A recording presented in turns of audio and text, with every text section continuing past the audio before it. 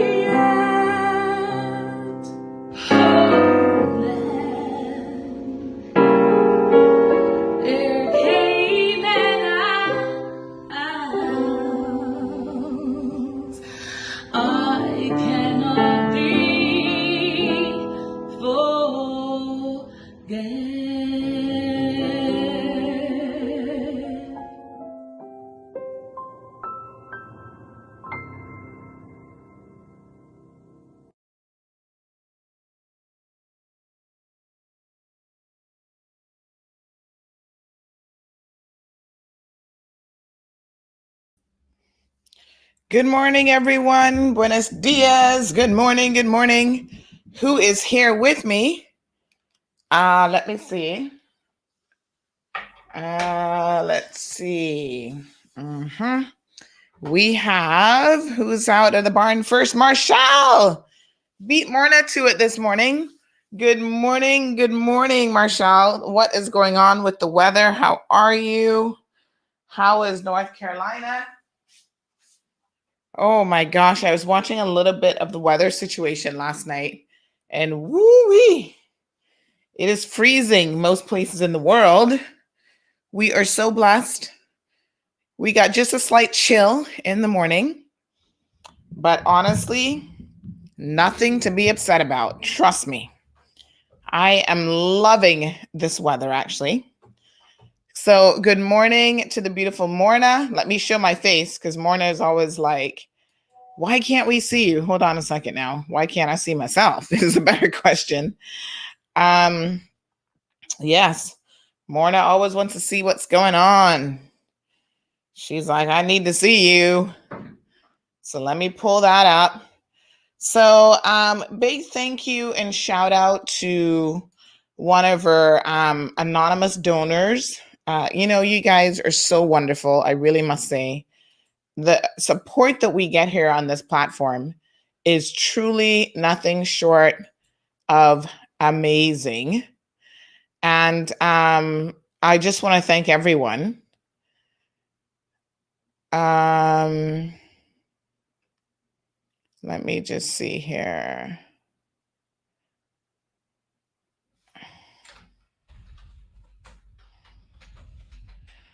Okay, so big thanks to everyone who is so incredibly supportive. We just need to make a quick little correction. Everyone who's absolutely supportive of this platform, and we had a donor this weekend who said, Sandy, I really appreciate what you're doing, especially in relation to the election coverage. Let me just give you a little donation, and of course that donation will be put to good use, because I've been telling you guys that I kind of need a new computer. I see this one struggling at times, and so yes, we've got our first donation towards that little project. So thank you, thank you, thank you. They will remain anonymous, but ever so grateful. Louisa, good morning to you, my darling. Thank you so much for tuning in. We have Felicia, who is also here. Miss Beulah is here. We have a lot of awesome and exciting projects on the way. In case you haven't noticed, it's election season.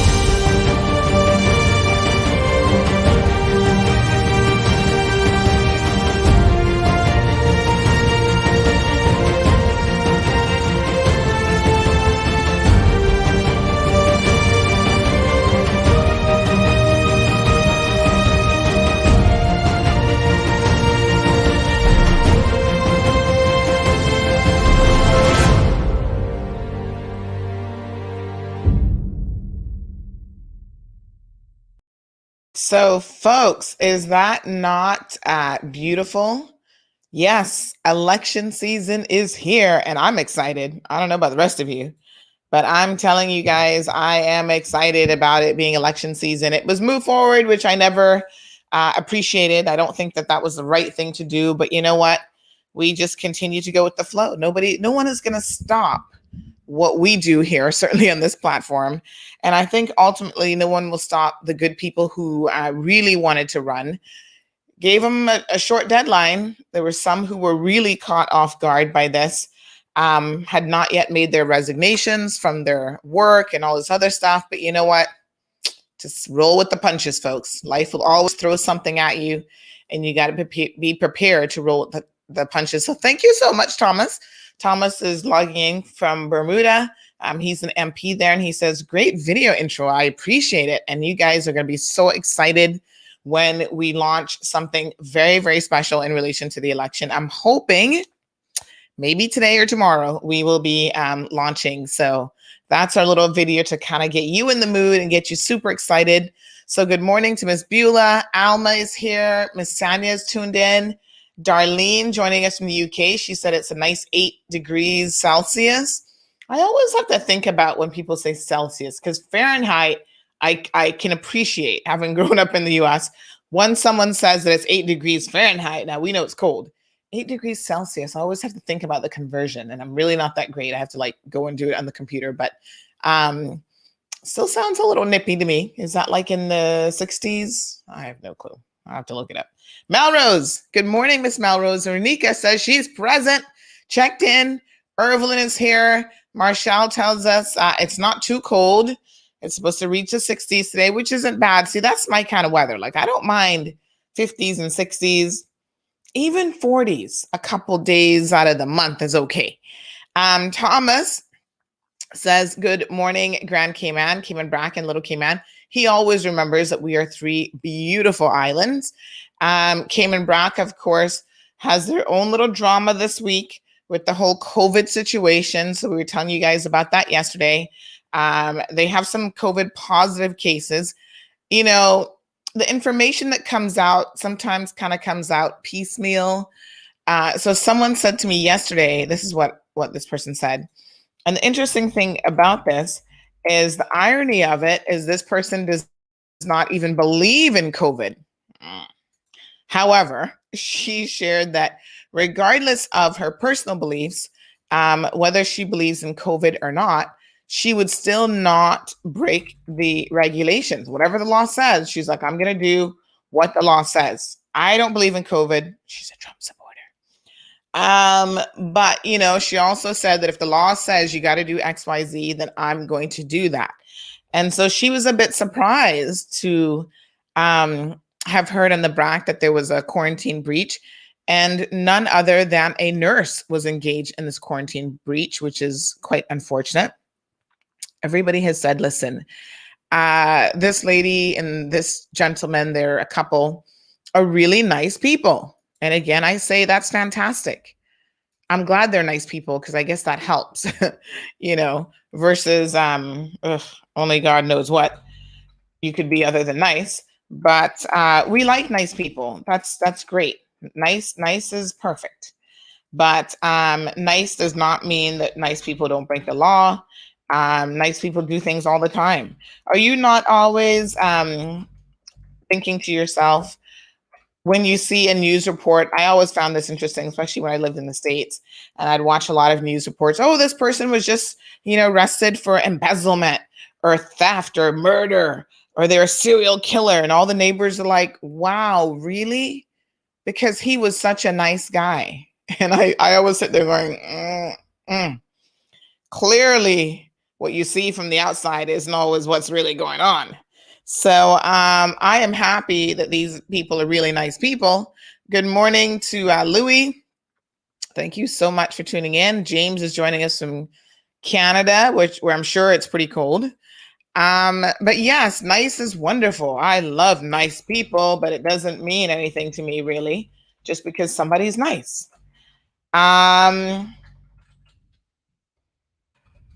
Let me just send out a quick alert on the, I've got to remember, always post this online for those of you who might have persons who would prefer to watch it on the website. So funny enough, this is so interesting. We do get people who kind of like to watch the show on the DL. So they don't like other people to know that they're watching the show, which to me is like so weird, but whatever. So they'll either watch it through YouTube, because technically YouTube doesn't really show you who is logged in, although I think YouTube has a live chat thing as well. But I think unless you're commenting, YouTube doesn't actually show you who is watching per se. And Facebook does. So Facebook in the live stream will show you on certain devices exactly who's watching. So I've had people say to me, oh, people can see me watching. Well, who cares really? But okay. People can see you watching. So you have an option of going to the website, because what we do is we embed the Facebook feed there, and then you can just watch it and nobody can see you. You can watch in private. But we love seeing each other here. I don't know about the rest of you, but I love giving my shout outs to people like Celine, who is joining us from Guyana, the beautiful Guyana. Thank you so much, Celine. What is the weather like there? Louis from Detroit, he doesn't mind everybody seeing that he's here. James from Canada. Cece loves joining the program. She says, I guess they're going to have to ask that question on the application to enter. Cayman, do you believe in COVID? Well, no, this person who said that to me actually is a Cayman Brac resident. She may even have status, to be honest. So she's not the nurse. She's not the nurse. The nurse is totally somebody else. But I'm sure the nurse believes in COVID, I hope, as a nurse.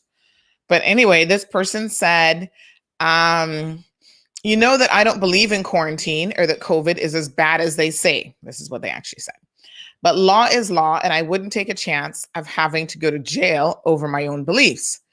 And then they go on to say both couples live at such and such condos. The couples that they were visiting, they live in the same condo with them, the same condo complex on the BRAC. The couple that are positive are so-and-so. And so is a retired NYPD officer. The press release came out on the 18th. And they didn't release that the minute they knew. The couple Amy and Brad, who we have named as quarantine breachers, were at a bonfire on the evening of the 17th and picked up tanks that day. To me, it looks very brazen and they act like they're untouchable, and that's disgusting. This is what another BRAC resident is saying. Now, I saw some people going hard for them on the story that was on social media, saying, "Oh, they're such nice people that I want to know more."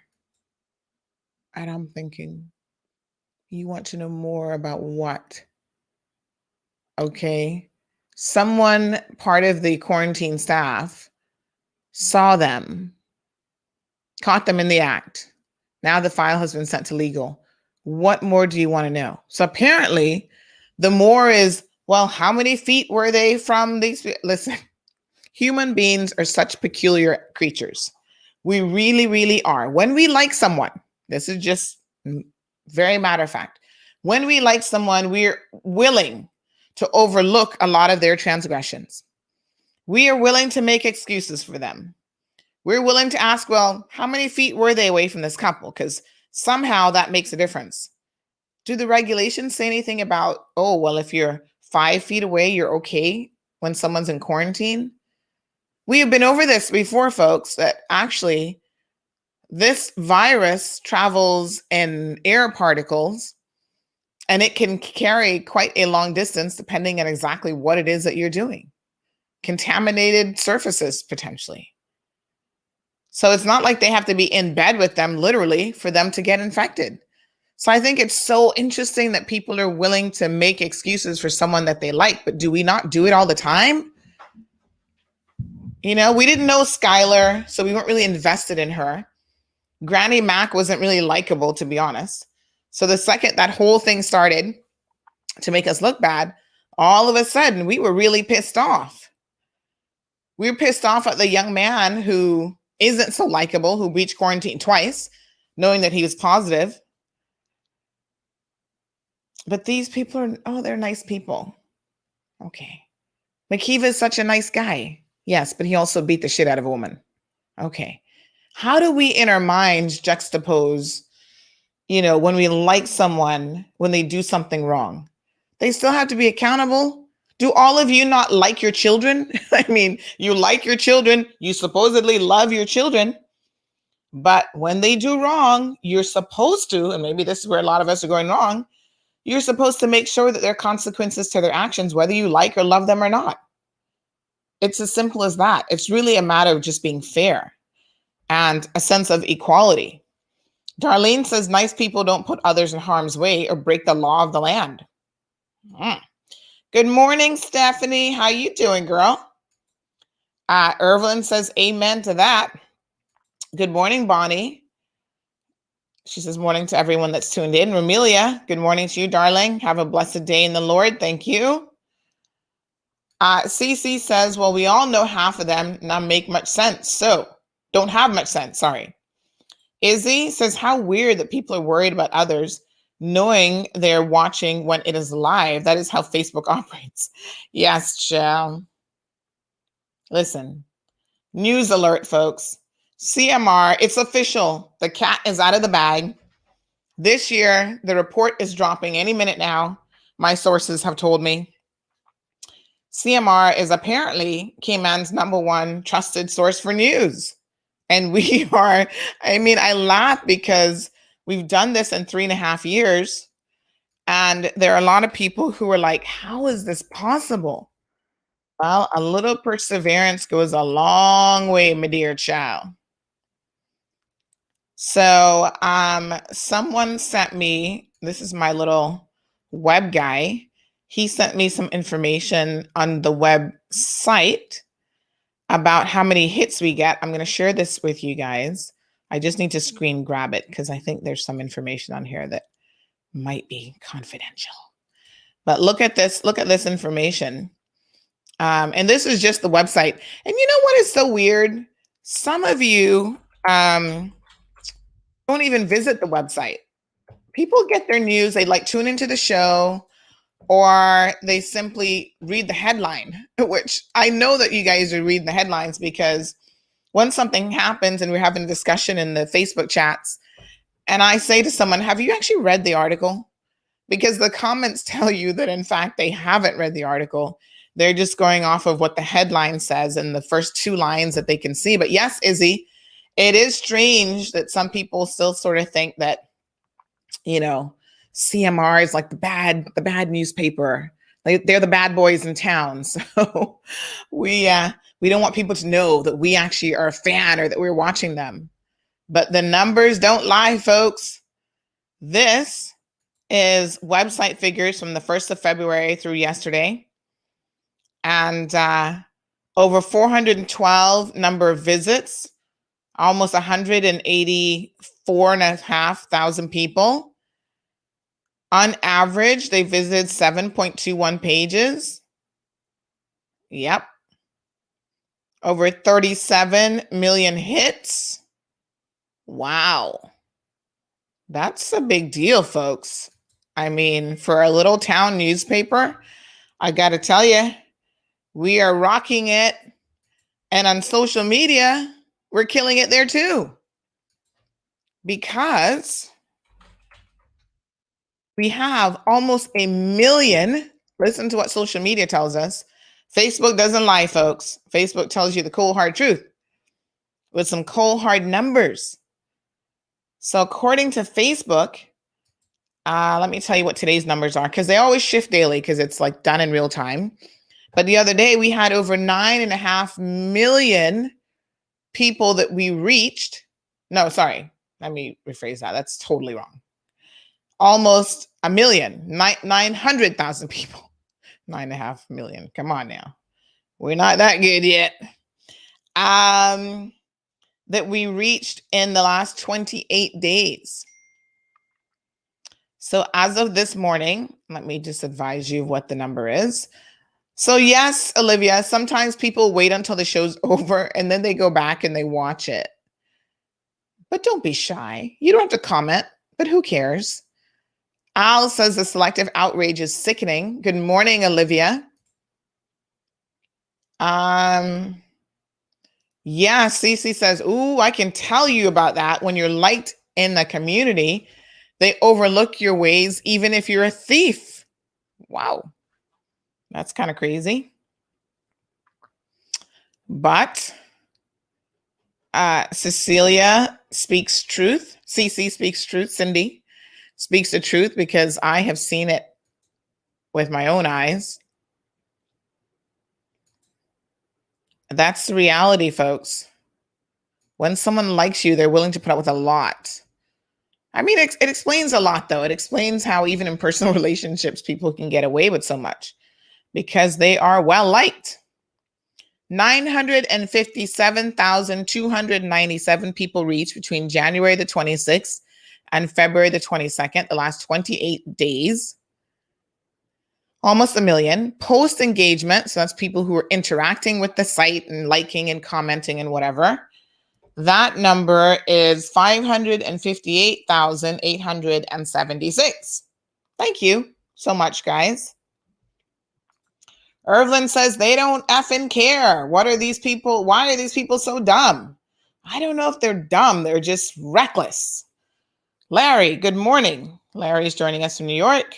Good morning to the beautiful Barbara. Love the braids. Barbara's rocking some braids.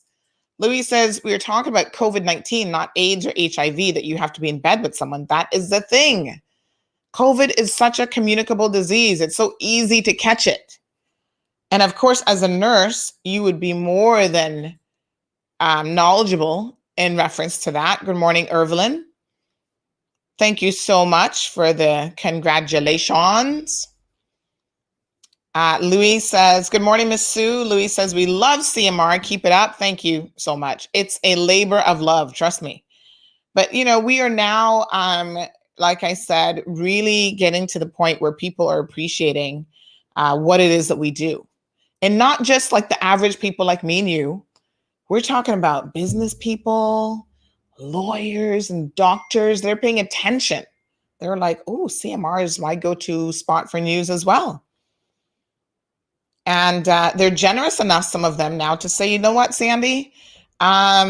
let me give you a few dollars. I hear you need to pay that court fine. Here's a couple dollars. I hear you got to get that computer sorted. Here's a private donation. So I want to thank you so much. CC says they may not like you, but then they can't stop watching either. Wow. That's another fact in life. Sometimes you don't like someone, but you know that the person tells the truth. They're a truth teller. And so, hey, it is what it is, folks. Beulah says CMR is the best. Why, thank you. Good morning, Elizabeth. Daphne is here. Thank you so much for tuning in. Beautiful Tamara is joining us. So this report that's coming out, listen to this. This report that's coming out is by one of the leading marketing companies here in the Cayman Islands. And so they do a survey every single year. Now, in the past, I knew that we were ranking really, really well in their survey. Like every fourth person was like, yes, I go to CMR for the past 2 years. But apparently this year, we took the top spot without a doubt. And I understand it's like by a significant number, like a significant margin. So we're waiting on the official report to drop, maybe this week. And when it does, we will certainly be letting you know. And we'll tell you what company it is in the whole 9 yards. Chantal says, good morning. I learned a lot from CMR. Thank you, Miss Sandy. You're most welcome. Louise says, start selling some merchandise. We can raise some money that way. You know, we do have the mugs. We have the pocket sockets. But I'm not even minded to sell those things. I love just giving stuff away. So I think this first batch, let's just hold it down. We're so thankful. We're paying the bills.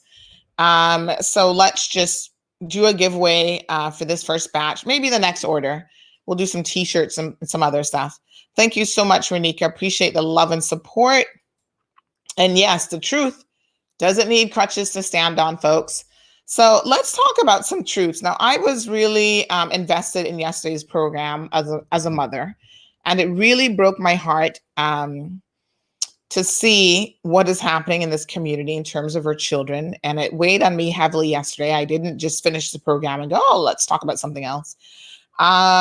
It weighed on me very, very heavily. And I think that, you know, we need to find some solutions to really help our children be better citizens, because that's, you know, they're people too. They don't have all of the life experiences that we do, but I had a meeting in the afternoon with someone else in the business community, and they wanted to reach out to some of the parents, especially, her name is escaping me now, from yesterday's show, but they wanted to reach out to her as one mother to another, because the struggles are real, folks. It's horrible to know that you have to be going through all of these things, you know, with your child. And then on top of that, you have the complications of you can't even really be there and be present with your child as much as you would like to, because you've got work obligations, and we all have to pay the bills, folks. We can't tell our employers, well, I'm not showing up to work for the next month because my child really needs me. We want to do that, but you know, the reality is we can't do that. So many mothers and even adults reach out to me yesterday to say, I'm so glad that you covered this topic.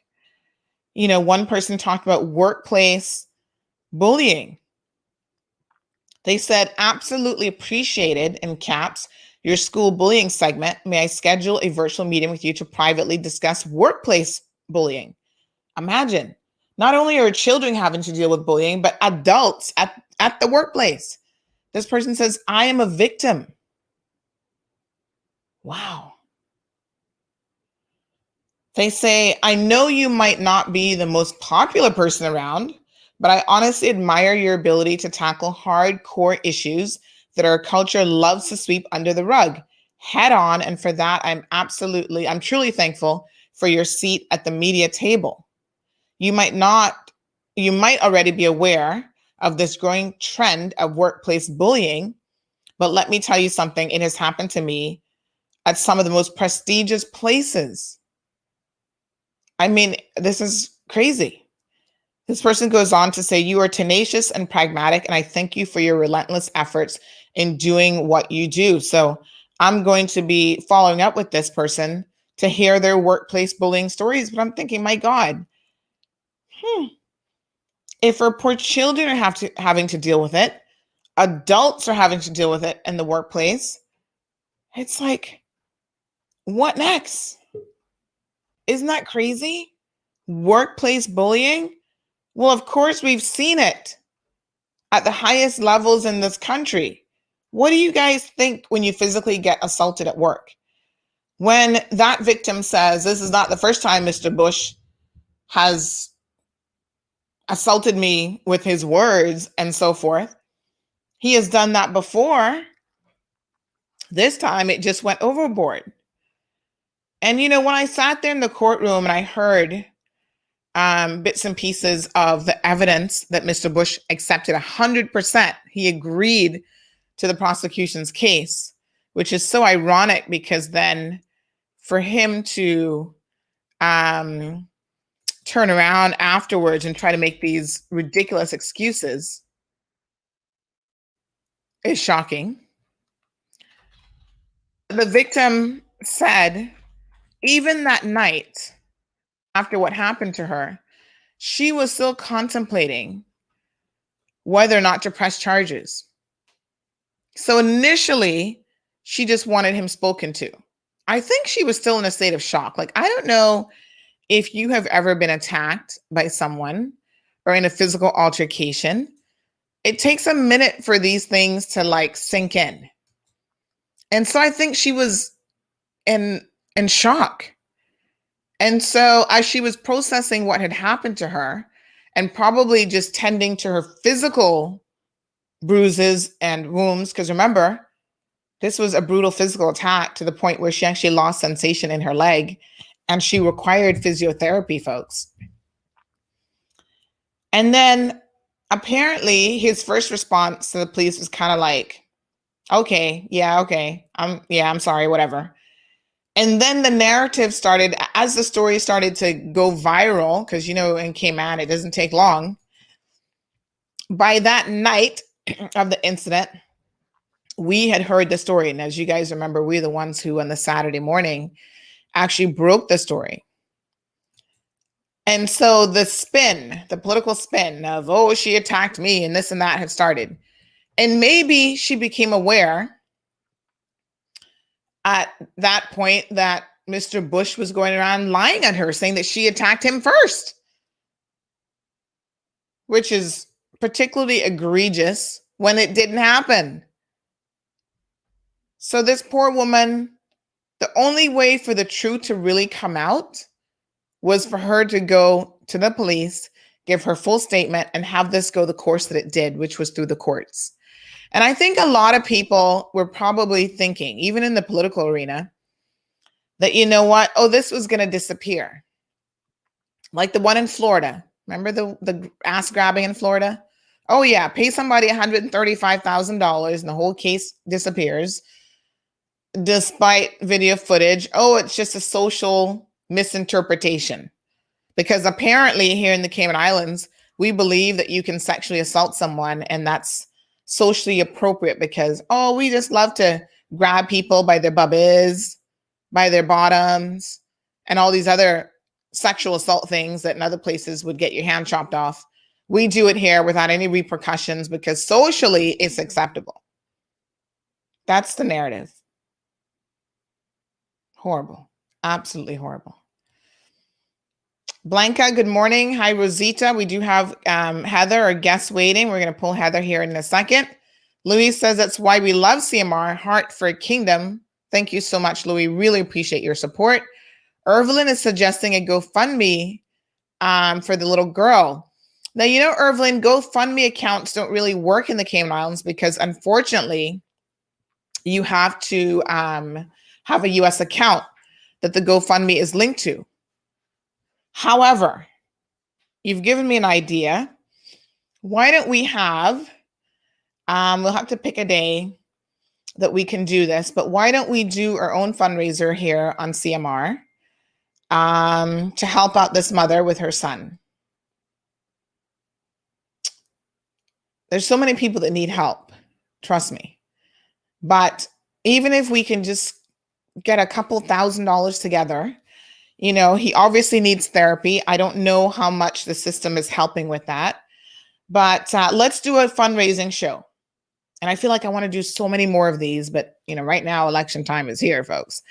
Let me look at the dates and see when we can arrange something. Even if we have to do like a special show one evening, I'll advise you guys, and I want you to log in, and maybe we'll do a fundraiser for like a couple different causes, because I'm aware that we have a 5-year-old that also has cancer in the community that is struggling with that. So yes, Louis, we can do that. We can do it. Listen, you guys may not know this, but when I put my mind to something, a lot of things tend to happen around the place. Over 10 years ago, I did a fundraiser for Charles the Killer Whitaker, just on a whim. At the time, I had a talk show on 104 called Straight Talk. We were the original Straight Talk show. And we raised, in the space of, I want to say it was a 4-hour marathon. It was a long show. We raised over $10,000 for Charles. Now, listen to me, folks. If we can raise over $10,000 for Charles the Killer Whitaker to be able to put on a fight because people believed in him and believed in what he was doing, I know that we can at least do that much here for some of our young people in this community who are really struggling. So let me work out the finer details of when we're going to do it. Like I said, we'll probably do like a marathon show. Maybe a weekend when people are more apt to be home. And I want you guys to get your pledges together. No pledge too big or small. You got $5, you pledge your $5. And let us organize it properly so we can get the word out there about the fundraiser. How does that sound? Yeah, let's do it. We can do this, folks. Tamara says workplace bullying is common, but they dare not try that with me. I hear you, girl. Elizabeth says it's true, but the bully always gets the preference. Isn't that sad? Good morning, Gina. And Louis says, yep, let us do it. We're going to do it. Let me think about the logistics of it, but we will get it done. Yes, we can do this. Absolutely. Listen, if we can have 500,000 people engaging with us on social media, we don't need that many. We just need a couple hundred people giving $25, $50 here and there. And this is money that can help multiple families. So let's do 2 families. I've been wanting to reach out to the mother of the young lady with cancer. I did get her number this weekend, but I was coming down with this cold and all this other stuff. So leave that with me, folks. You've got my word that I'm going to reach out to her today. And then we can take it from there. So we've got a press conference later on this afternoon from the new medical group. They're going to be telling us about their location. So we endeavor to get to that. And let me just see here. We do have a sexual assault victim, by the way, who wants to come on the program. Now, this is difficult because in her case, her assailants actually they got off essentially, but she still wants to tell her story in terms of what happened with her. So it is difficult for sure, but we're going to have her on the program. We may do so on an evening segment. And I'll tell you guys more about that at a later date. Let's bring Heather into the program. Richie says we can do this. Yes, let's do it. Let's do it.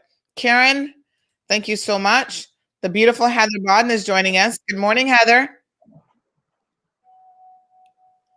Can you hear me? Looks like Heather's not hearing me. I think you need to unmute your mic. So just click on the little button. You've got your mic muted. There you go. Hi, Heather. Good morning. How are you? Good. Good morning, Cayman Islands. Good morning, Sandra. You look beautiful this morning. How you feeling? Oh, awesome. Thank you. Yes, wonderful. So, guys, Heather Bodden has been in the political arena for a minute. And Heather, we need to do a little walk down memory lane because people may not know this about you and I, but we do go like way back in terms of politics. Yes. So I remember I came back to Cayman. Let me go now. Let me think about this. I came back in 1996 because I graduated university. I went to USF and I graduated, I think that December. And I came back in the summer. And I right away was like, oh, I'm back. This is my country. I love the Cayman Islands. I missed it for 15 years. What has been going on? And I jumped right into the thick of things. Of course, I lived at the time in Newlands, and you and Mr. Anthony were on the political trail, and I joined you on your platform. So this is way back in the late 90s. I think 97, 95, 96. yeah, and yeah, around that time was election time. So I dove right in, and so I was in the thick of it with Heather even way back then. So Heather, I'm glad to see that you have stuck with it and you've continued to work in the community despite not even, being elected to public office. I think Heather has demonstrated her commitment to the people in the Savannah, Newlands area, which at one point was all part of Bodden Town in terms of a constituency. But now Savannah is a completely separate electoral district, and you have thrown your hat in the ring to run. And I know that this was not an easy decision for you. No, it wasn't. But I'm here. Yes. Your commitment to the elderly and to children in the community, I think, is well known. Give us a sense, Heather, of why you've made the decision to continue to try to represent the people, hopefully, in the Legislative Assembly, which is now Parliament. It's a passion of mine, Sandra. I have been doing the good for the community for many, many years. And it's what I know, and it's something that is brings joy and fulfillment, contentment at the end of the day when you know you're doing good for your people. So 30 years of community service has just, caused me to take this on again, and I'm pleased and happy and anxious to serve my people for whatever the needs are that are there. Yes, absolutely. So lots of people saying good morning to Heather. We have Julianne. Thank you so much for tuning in. Miss Sue is here. Nancy is here. Nancy says good morning, Sandy and Heather. A big shout out. Sanya says good morning to one of my favorite persons, Miss Heather. She does so much for the community of Savannah. Wish you the best in the elections, and she deserves to win. She helps everyone, no matter who. Oh, thank you, Sanya. And Sanya should know because Sanya's around the place and she's got her ears to the ground just like me, so she knows what's going on. So she knows everything. Trust me. Heather, passion for me. Thank you, Miss Sanya. Thank you very much. Yes, passion is very, very important, and I think that having passion for any job shows a certain level of commitment. And even when the road gets tough, if you love what you do and you're passionate about it, you will just stay the course. I'm glad to hear that this is really coming from the heart, and it's all, about you being committed to the topic. Now you've got a little bit of feedback. There we go. I think that fixed it. Yeah. So we asked the hard questions here on this program. And of course, last week, one of the hard questions that we had to ask, and someone said, I love the fact that you asked the hard questions of everyone. One of the hard questions that we had to ask, and I think I already know the answer and where you stand in this, but we're going to ask you for the benefit of everyone hearing it this morning, all 150 persons that are logged in. Mr. McKeever Bush has been a longstanding politician for many, many years, but his behavior recently has resulted in him having a conviction in his record, and in fact being sentenced to jail, although it's a suspended sentence.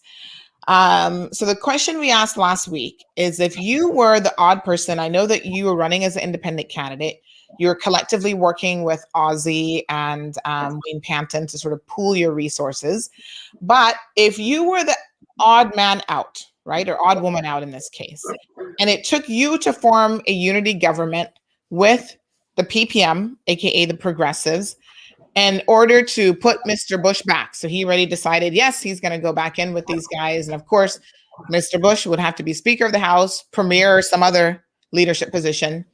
What would your decision be if they said, Heather, it's up to you. You're going to make or break this arrangement. If you don't join us, then maybe the independents are the ones who are able to make this happen. How would you vote, or what would your decision be in terms of that? Sandra, first of all, I'm very, very disappointed that Mr. Bush has not taken the decision to step aside and to, do this on his own. And I personally have a list here that I printed off of CEOs of different companies abroad. And they have done some things such as what Mr. Bush has done. And they've stepped down. So I really can't support what has happened. And I really, really think that Mr. Bush, to save face, he really should take this on and just step aside and do the right thing for the people of the Cayman Islands. He's sitting in the highest seat in the country. What is that message sending to our youth? It is obvious that he has intentions more for himself than for his country. And it is heart-rending to know that, people realize and understand what he has done. And we sympathize with what has happened with him in the past, but it's a decision he has to make. It's a country that people look at from all over the world. We're known for the country that we are with our laws and our standards.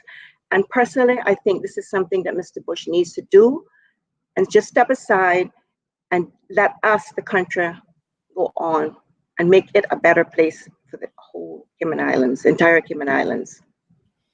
Well, he has refused to do that, Heather. I think his position is very, very clear. So he won't do it. I understand that he's done good in the past, but this is now, and we have to set standards for today, Sandra. Yeah. And this is something Mr. Bush has to understand, that we're not Banana Republic. We're not we're a place where people are looking up to us. This is a country right now that people are want to run to because of the safety that we have. So to answer the question very clearly, I understand your position. If you were the last person that could help Mr. Bush get back in a position of power as Speaker of the House, or as some other ministerial position, and they said, come on, Heather, this is your old friend Alden, I know that you were a Progressives member, and he said, come on, Heather, help us out here, we're your former political colleagues, what would you say? I'm sorry, I cannot do it. I'm sorry.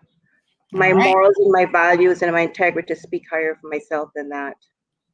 Crystal clear, folks. Lida says, Lida, I think maybe, says, great to see Heather on your show. I know that she's going to be a good MP for Savannah. Thank you so much. Miss Bonnie says, good morning to Heather. Sue says she will win Savannah for sure. Some predictions coming in. Good morning, Tracy. Good morning, Indira. Sharon says, hope Miss Heather wins. She's qualified to help run this island. Heather, there's been a lot of predictions being made in terms of the election. And I've got to tell you that you are a fan favorite here in CMR. That's very encouraging, Sandra. It is. People ought, have to realize that I've been here for 4 years in this office. The door is open every day. I wake up in the morning. I thank God that I'm alive. I get dressed, I come to work, and I'm here for the people from morning till night sometimes. So it's something that I find that brings me joy and contentment.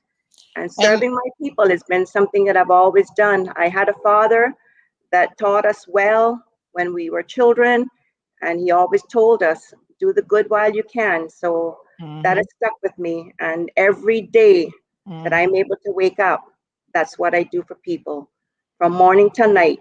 4 years we've sat in this office. Mr. Patton and I never closed the doors. Yep. We did not win the election in 2017, but we came right back to work the next morning. We opened the doors, and right now, on the 23rd of February, 2021, the doors are still open, and they will remain open. We're here for people. If they need things, if they need any type of documents done, we're here. You know, NAU, we work through with NAU offices. We work with the helping with the pension. We do everything in this office. The office is buzzing all the time. So Wayne and I have never left this office. Yeah. And I think that's amazing, Heather, because there's some people who didn't know, or they thought that it was a PPM run office, and they're like, oh yeah, the PPM's keeping the office open. The reality is, I don't know what's causing that feedback every once in a while, but the reality is Heather and Wayne Panton have been, like she said, at that office. It's the one right behind Wendy's, almost right there. You could walk to Wendy's if you wanted to. Yeah, we do quite often. Get a salad or a burger. But yeah, Heather and Wayne have maintained that office over the past maintained it, yes. years. And she's, like she said, she has been working. Folks, let me tell you the cold hard truth here. The bills have been paid. The rent has been paid. No one's turning off the CUC. And that has been out of the pockets of these two individuals running the office every single day. Yes. So we're ready. We're set. Let me just say this to set the record straight.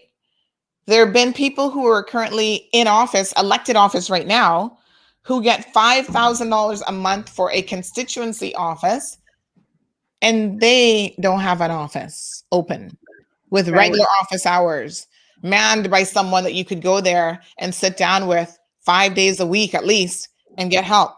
So let that sink in. We're paying for them to have an office. And here's the best part. They're still taking the $5,000. Come to me. Oh my gosh. It's not like they're saying, oh, don't give me the money. They're still taking the money.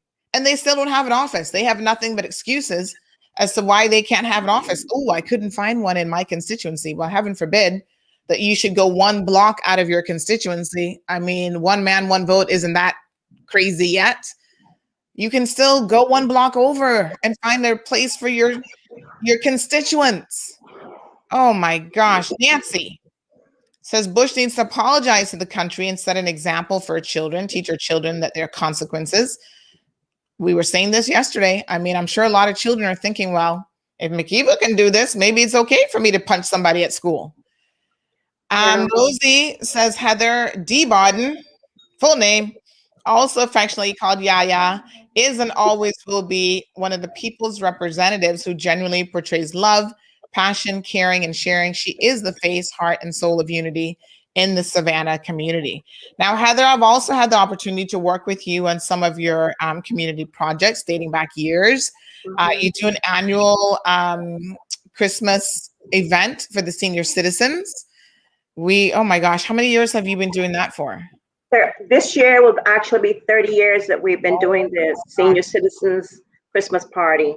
And actually this past Christmas, we thought we weren't going to be able to have it, but the seniors, you know, they've been cooped up for several months.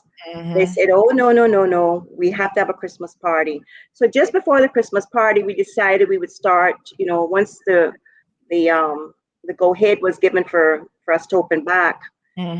We started to take the senior citizens out to breakfast once a month, and at Simboko here in Savannah. So we started off with 25 people, and they thoroughly enjoyed that. Then we got a little higher the next month, and then Christmas came around, and we thought, oh, we're not going to be able to have this party, but the party went on. So we have been doing a lot with our seniors just to keep their minds, you know, going, and just to keep them involved and keep in touch with their family and friends whenever we do these events. So yes, it's been a joy and a great time for these seniors to get out and just mingle. And unfortunately, I must take this moment just to say that, in the past few days, we have lost two of our dear senior citizens that were both at our party in December. And that is the late Mr. Hartman DaCosta and Mrs. Evangeline Watler. So I really want to send out heartfelt condolences. There have been two stalwarts and two very special people in our community. And one passed away sadly on Friday morning, and Mr. Hartman passed away on Saturday evening. So we want to send out heartfelt condolences to the families from the people of Savannah Newlands. And it was quite a shock because those two people were, always attending events. We thought they were healthy, and this is what happens in life. Mrs. Evangeline Watler was 90 years old. No one believed that she was that age, but she enjoyed every moment that she came out and spent with us. Mr. Charlie Watler's sister, and she came to the Christmas party, and the last thing she said to me, "Whatever you're having again, make sure I'm on the top of the list." And I promised her that, and that would be next month when we have the next breakfast at Simboko. Unfortunately, she's not going to be here. We're now preparing for her funeral. So it's the same thing with Mr. Hartman, very dear, dear, special friend. Grew up with my dad in the Newlands area, Savannah area.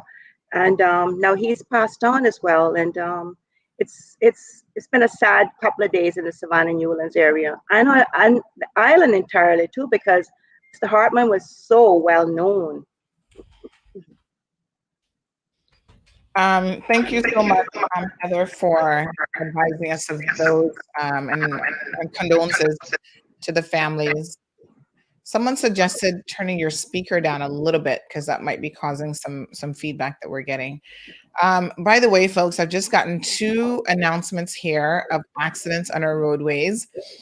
So I want to just quickly make an announcement in relation to that, because if you're still stuck in traffic, you may actually be wondering why you are stuck in traffic.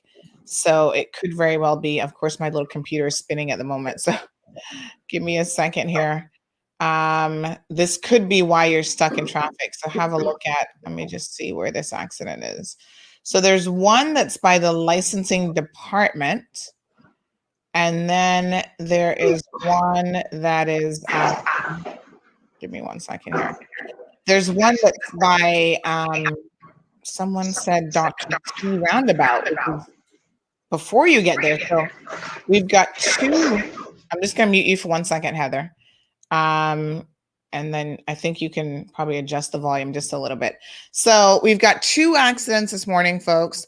One is by the Dr. T Roundabout, which would be by Lantern Point area.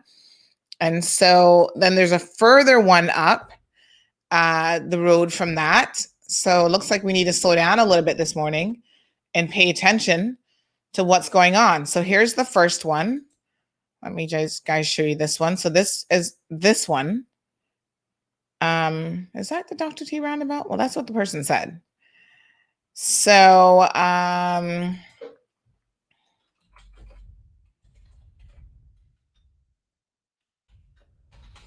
so there's two. There's the first one, and then there's one, someone says by licensing, but I kind of wonder, I'm trying to look at this picture to get a better fix on this. No, this is before licensing. And then here's the other one now that's a bit further up the road.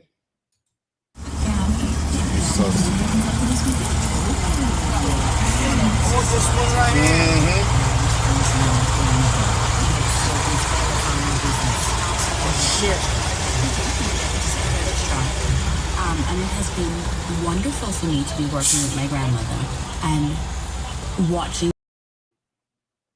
Oh my gosh, that one looks really bad. Wow.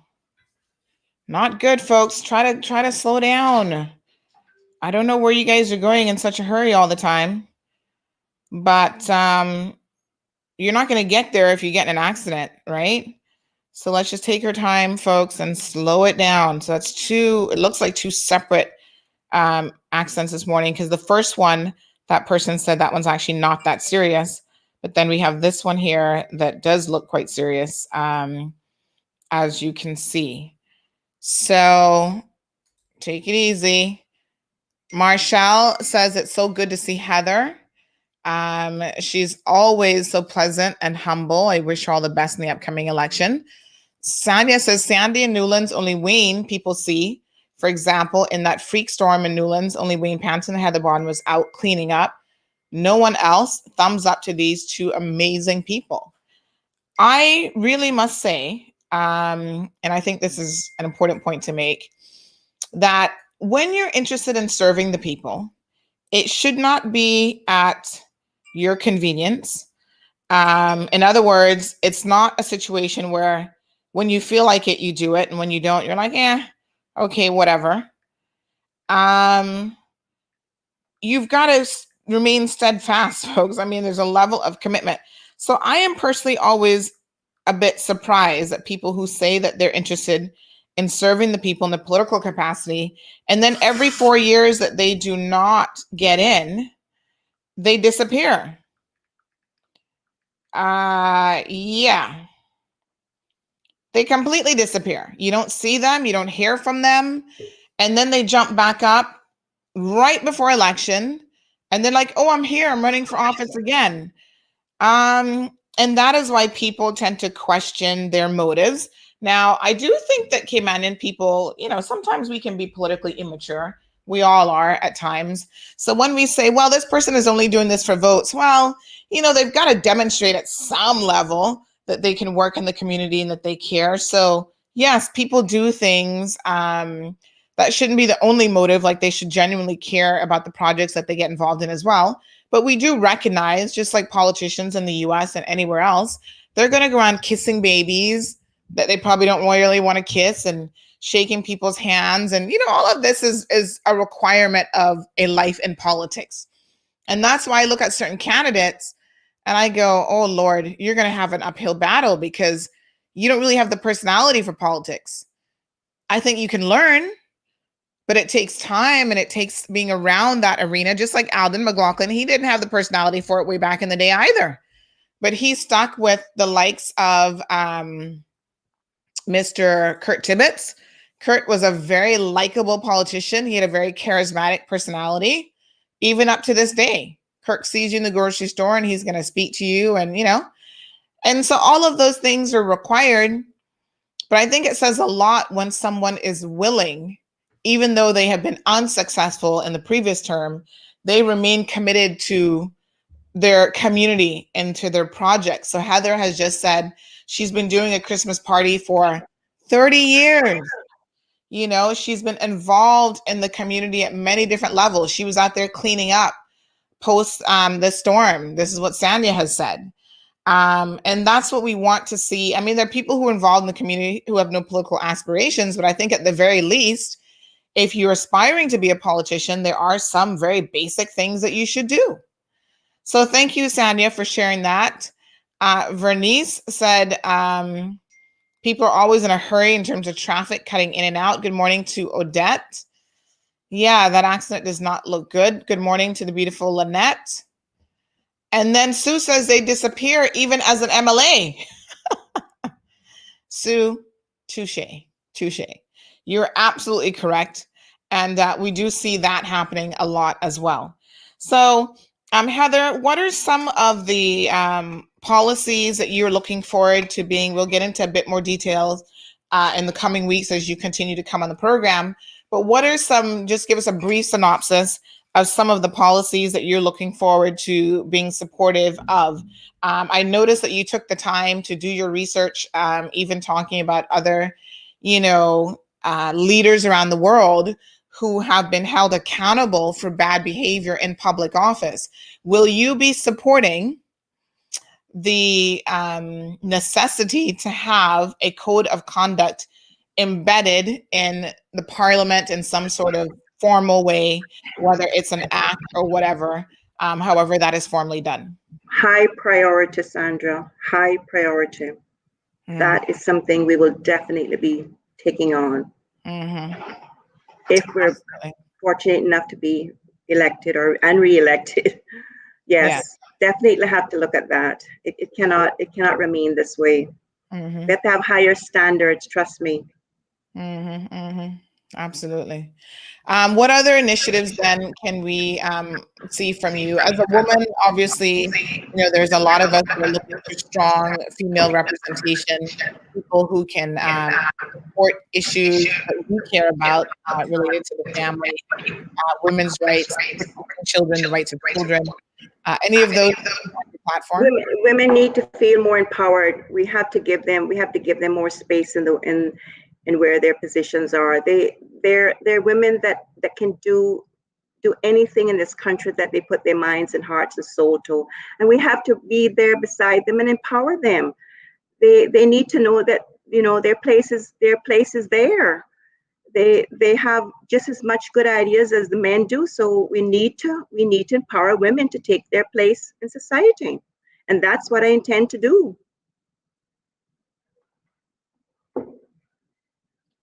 Thank you so much, Heather. So in the coming weeks, we're going to talk about some employment issues. We will certainly be talking about, housing, high cost of living here in the Cayman Islands has been a topic on this show as well. I do see that Kenneth Bryan has also joined us in the studio.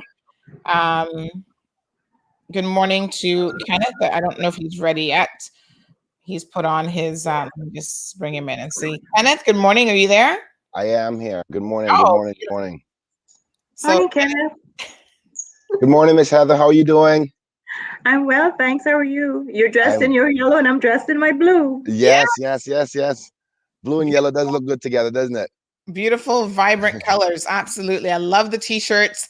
Together we still can, says Kenneth. That is his slogan for this campaign. So Heather, Kenneth had an event this weekend. The feedback is Heather's mic. Yeah, Heather, do me a favor. Just turn down. I'm going to pull you out of the studio for a second.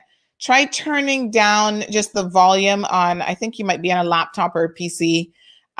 Try turning that down just a little bit for me and see if we can eliminate that feedback that's occurring. Sometimes headsets kind of help with this issue as well, so we don't hear it kind of double. But listen, Kenneth. Yes. This was one of my favorite images this weekend.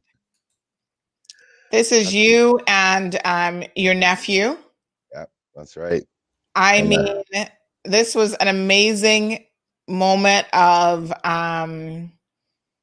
just joy. I could see the pride in your nephew when he came up and hugged you and congratulated you for a successful event on Sunday. So in case you guys missed it, Kenneth sponsored the first ever Hogsty Fun Day, and it was a lot of fun, folks. I mean, let me just show you the passion here between an uncle and his nephew. I'm going to show you a couple more photos because we were fortunate enough to catch them in the moment. This was action. This was a real hug. This wasn't a, I'm just hugging you because it's political time. This was, this is my uncle and I'm so proud of you. And likewise, this is my nephew.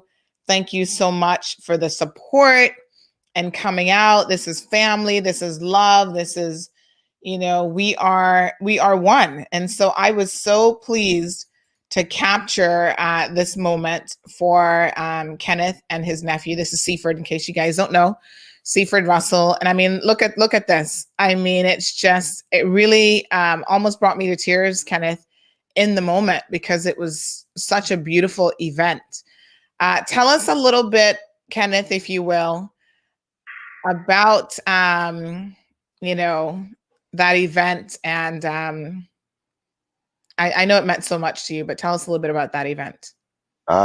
First off, I want to say thank you to all the people who came out to make it a success. It was genuinely a wonderful day. I mean, I think I had too much fun. I think my team might have been a little bit mad. I was enjoying myself so much. I mean, in the fact of, being out there in the water with everybody else while my team worked so hard. So first I want to thank the team, my committee, for working so hard to make it a success, because there's a lot of work that go on behind the scenes to get these things organized. So, and I mean, they worked. I mean, the food line was going constant, up to the very last time when we actually had to tell people to come out of the water. Food line was still going. Because we only had the road allowed to be closed until 6. And I want to thank the police department for allowing the road to go just a little bit longer so we can get cleared up and closed up. But the event is actually called Hogstye Bay Fun Yes. Day. Yes. So don't forget the bay part. Yes, quite a different meaning when you leave that out, right? Yeah. Hogstye by itself sounded a little bit weird there. So, so basically, Hogstye Bay Day is generated from the Georgetown community, whereby I'm quite sure every district has its familiar cove that everybody in the neighborhood would go to on the weekends after church or what have you. And Hogstye Bay was the main location for Georgetown, one among many. But ultimately, it's our district. It wasn't the first capital. Bodden Town was the first capital, but over the last 75 years, that's been the main hub, and it's generated a lot of memories, a lot of cultural elements there to it. I am so blown away by so many pictures that I've gotten of old times of that bay. So ultimately, all we wanted to do was, particularly for the seniors, to say, remember from once we came, this is what we were. They used to, I saw so many beautiful little kids, right? Just out there enjoying themselves. And I saw the faces of the seniors who could barely walk, just came out to enjoy themselves. And I can see, without having one word spoken, their eyes going, I remember when I did that 60, 70 years ago, 50 years ago. And the joy it brought. And that's exactly what I wanted. And it went so well. And it's so funny, Sandra. I almost canceled, because if you remember Friday, the Saturday night, the weather was a lot, was quite rough. And, my committee and I, we all sat down, we prayed, and we said, okay, God, we're going to leave this in your hands. We checked the weather. Even the forecasters from the port says, Kenneth, you may want to reevaluate. And I was like, no, I'm not, because we're too close to the election. I'm not going to be able to put the effort in this, because obviously campaign starts Monday, right? The full campaign starts. So I couldn't put it off. And we prayed, and the Lord came through, man. I know that there's some people who don't believe in God, and that's fine. I believe in God. So just leave me with that one, right? And the sun came out, the weather was good. I mean, it was perfect. I mean, the atmosphere, everything worked well. There was cultural people coming with the green mangoes. The gig man was there, the conch shell blowing. Let me stop you there, Kenneth. Yeah. The green mangoes. Oh my gosh. These young people, and I'm going to pull up a picture of them here in a second. They were out there hustling and working hard, peeling and cutting up the green mangoes. And they had sauce available. And I love me a green mango, folks. And don't bring me just any green mango. It better be a Cayman green mango, okay? That's true. Totally different taste. I was so tickled pink to see them there. And so I saw them as I walked in. And I said, listen, I'm coming back to you. They were like, oh, take a bag, Miss Sandra. We got you. And I said, yes, let me, I only had 2 hands, and I had my daughter with me because I wanted her to enjoy some of the festivities as well. And I said, right, I'm going to come back. And guess what? When I went back, all the mangoes were gone. So I missed out on the green mangoes. I'm so upset because they looked good and they were good and green. Yeah. So yes, it was a fun day. It was. I mean, and I want to say that loads of people came out that there were, like, even Samuel Rose, the cabinet secretary, who stands for culture so much. Mr. Dan Scott, I mean, Mr. Mike Adam. I'm trying to think of even some other candidates, Miss Sabrina Alric, Catherine Wilkes. I mean, there's so many people that I'm so happy that I saw their face and they came down and enjoyed themselves. And the kids, listen to me, man. We spent a lot of money to get this going, right? But I would have spent every penny I had for the smiles I got from those kids. Oh my God, it was the happiest moment I've had in 10 years. Sandra, I can't express how happy I was. I was so happy that it turned out well. We counted about a little over 500 people who showed up at any one given time. So I think we had more people passing through. Dr. Frank was there too. Yep. You know, Shout who's out a to Dr. Frank. a cultural supporter, big time. He was really happy. He's like, Kenneth, this is exactly what we needed, and I'm just happy. I Yeah. really want to do this again. I want this to be an annual thing. Let me say this, please. I really want to thank the Deputy Premier and Minister for Tourism, the Mm-hmm. Honorable Moses Colonel, because we got to recognize politics is always going to be at play, right? And when I called him, he never hitched. I wanted to do this from before the pandemic. But obviously the cruise tourism, cruise ships coming in, we could only pick a day that cruise tenders weren't coming in. Well, that means there are no cruise ships. And he never hit. She said, Ken, no problem. Just let me know and I'll talk to the port director. And he gave me permission from then.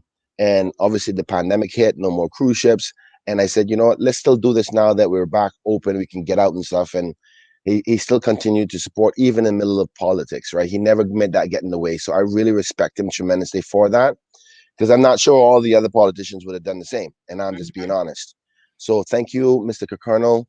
I really appreciate this. And the people of Georgetown and the Cayman Islands, really thank you so much for allowing us to do this. The police department, the police commissioner, another person who said, without a hitch, Kenneth, no problem, we'll lock off the roads for you. The fire department came down, the Port of Stars, the staff who put up the railings for us. Let me take this opportunity to say my sympathies to the DaCosta family. Funny enough, I was talking to Morgan DaCosta from Medak Supply, who donated some of the chips for the kids. Mm-hmm. And I'm sorry to hear about his father's passing. Yeah. And my hearts and prayers go out to them. But there's so many people who threw their hands in, whether it was a little $100 here, a little bottle of water here, coming down to just help us knead the flour and cook the fish.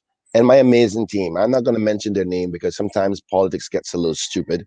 So I know they know who they are. I love them so much. I mean, they worked. I mean, after everybody was gone, I had like about 12 people sitting on the bed on the edge, like their legs were sore. People rubbing. I remember the group chat. People were like, "Oh, I got to put icy hot on my foot," and it's all just so people can have. Here's some of the workers, some of the ladies who were doing the fritters and the fried fish, which by the way was delicious. I was able to partake in that.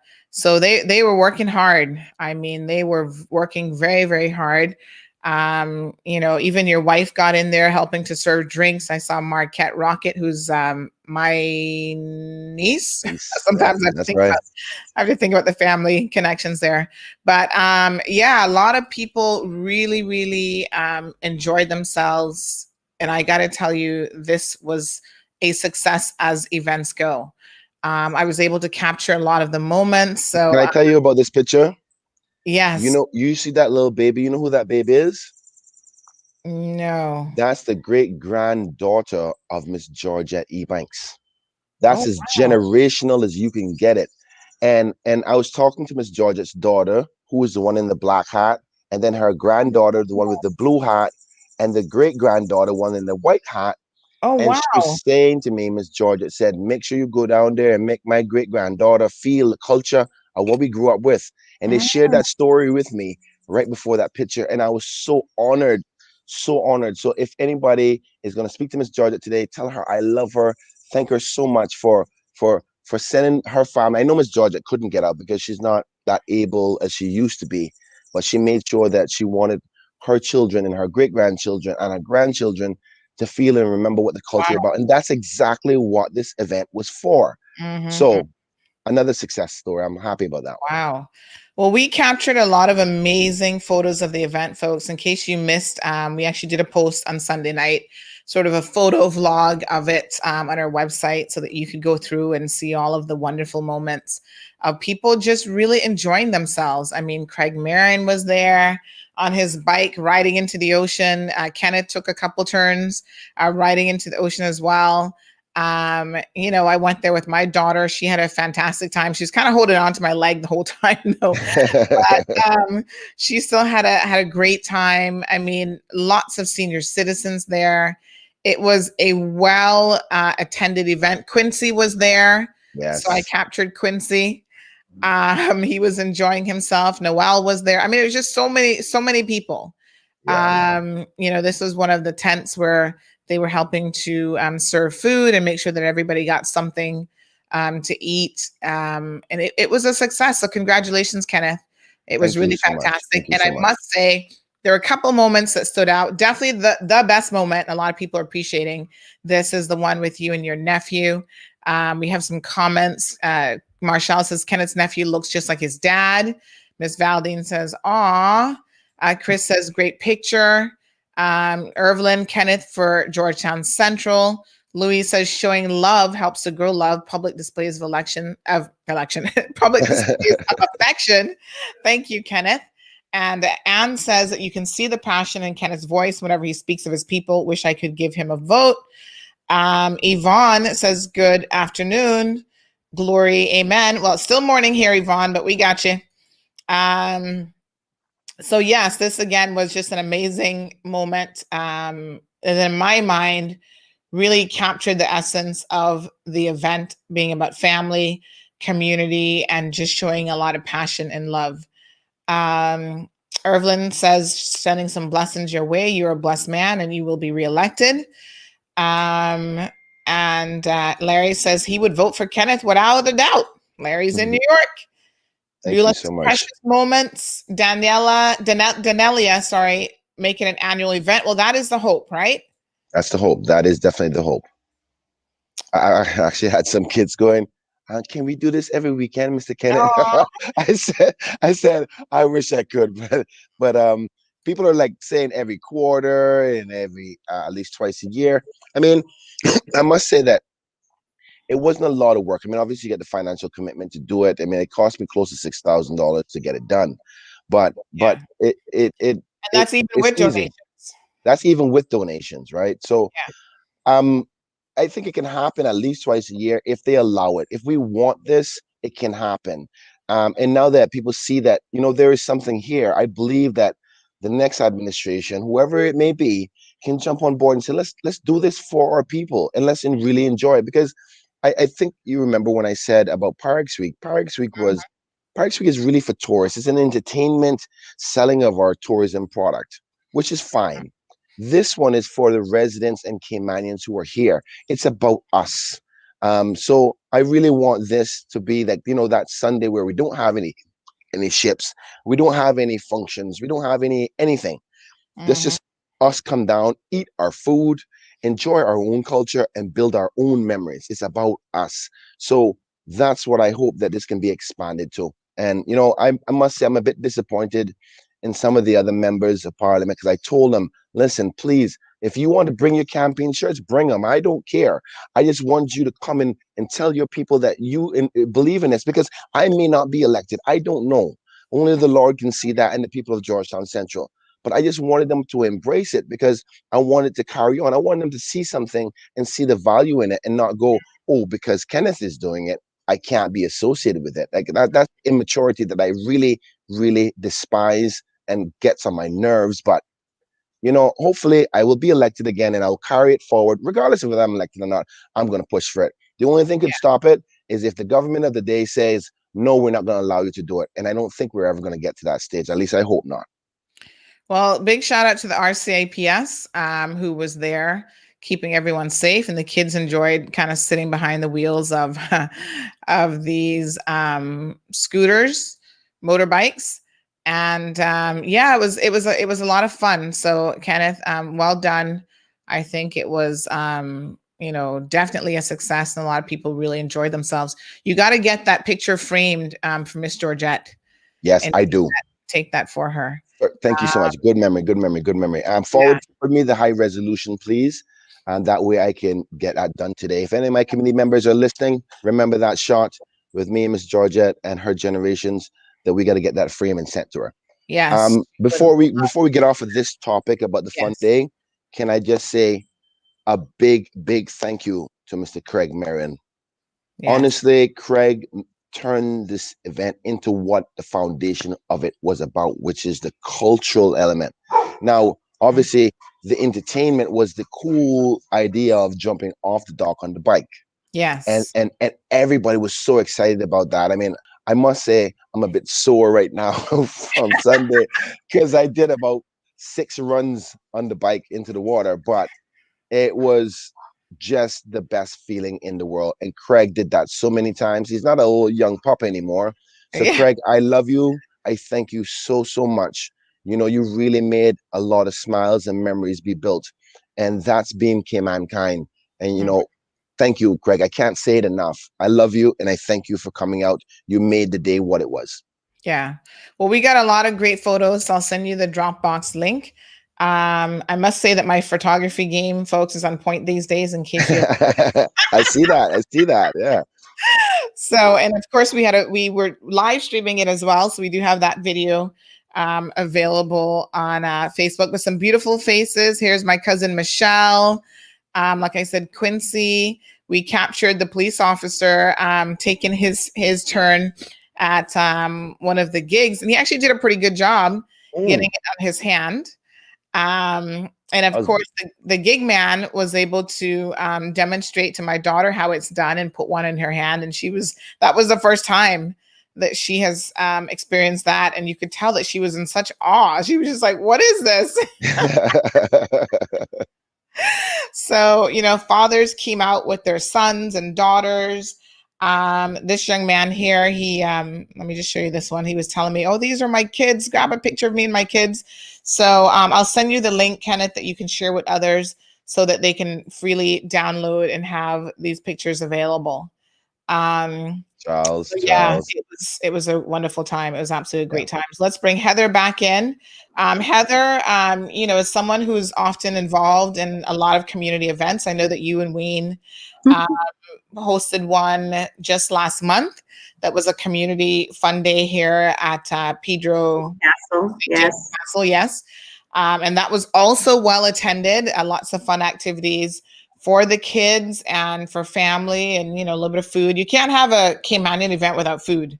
Trust me, it just never works. It was the New Year's celebration that we'd made it into the another year. Yeah.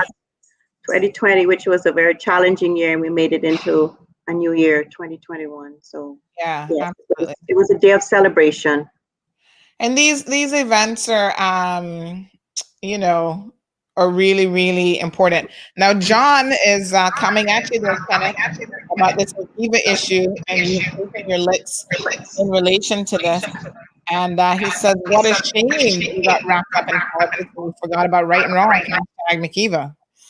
All right, well, that's okay. I mean, I can handle that critique. It's fair enough. I mean, the public perception of things is, you know, carried on by what people want it to be. I know what it is. I think you know what it is. I think you know what the truth is about that signing of the document. And I'm so happy about yesterday's news article from the Human Rights Commission that speak about the truth is that we need a code of conduct. And that's what I've been advocating for from the start. And if people see that I refuse to get caught into what I know, and I say this with certainty, that this was being used as a political campaign. I know the players in the game. I've been there 4 years. I'm behind the scenes. I see them every day. They didn't care about fixing this problem. They didn't care that we didn't have a code of ethics, that if anybody, including Akiva, ever gets arrested, we have a protocol to fix it and stop it from ever happening again. What they cared about is having leverage going into the election. And I refused to get caught up into that. Me and my committee, we sat down, we spoke about it. I said, here's the facts. What do you want us to do? We talked about it the night before. We agreed that we were going to sign it, but with the guarantee that those who are trying to use it as a political campaign, as a political tool, agree to do a code of conduct. And we agreed on that. And thankfully, the opposition leader was honest. He came on the show the next day and said, yes, Kenneth did say he was going to sign it if we agreed to the code of conduct. Now, unfortunately, the premier, you know, did his play. He played his hand, his political game, because that's what this really is, sadly. And he called the early election because he saw that things were developing, and it was there. And I mean, I have proof where I was with the clerk of the assembly of the parliament, where the motion was submitted for the code of conduct, and then the opposition members who put the motion to remove Mr. Bush would have to agree to that, and then we would have had the discussion in the House about Mr. Bush. Unfortunately, that didn't happen. So I'm not here. I know that people will want to use what they perceive to be me supporting what they are saying as a woman beater.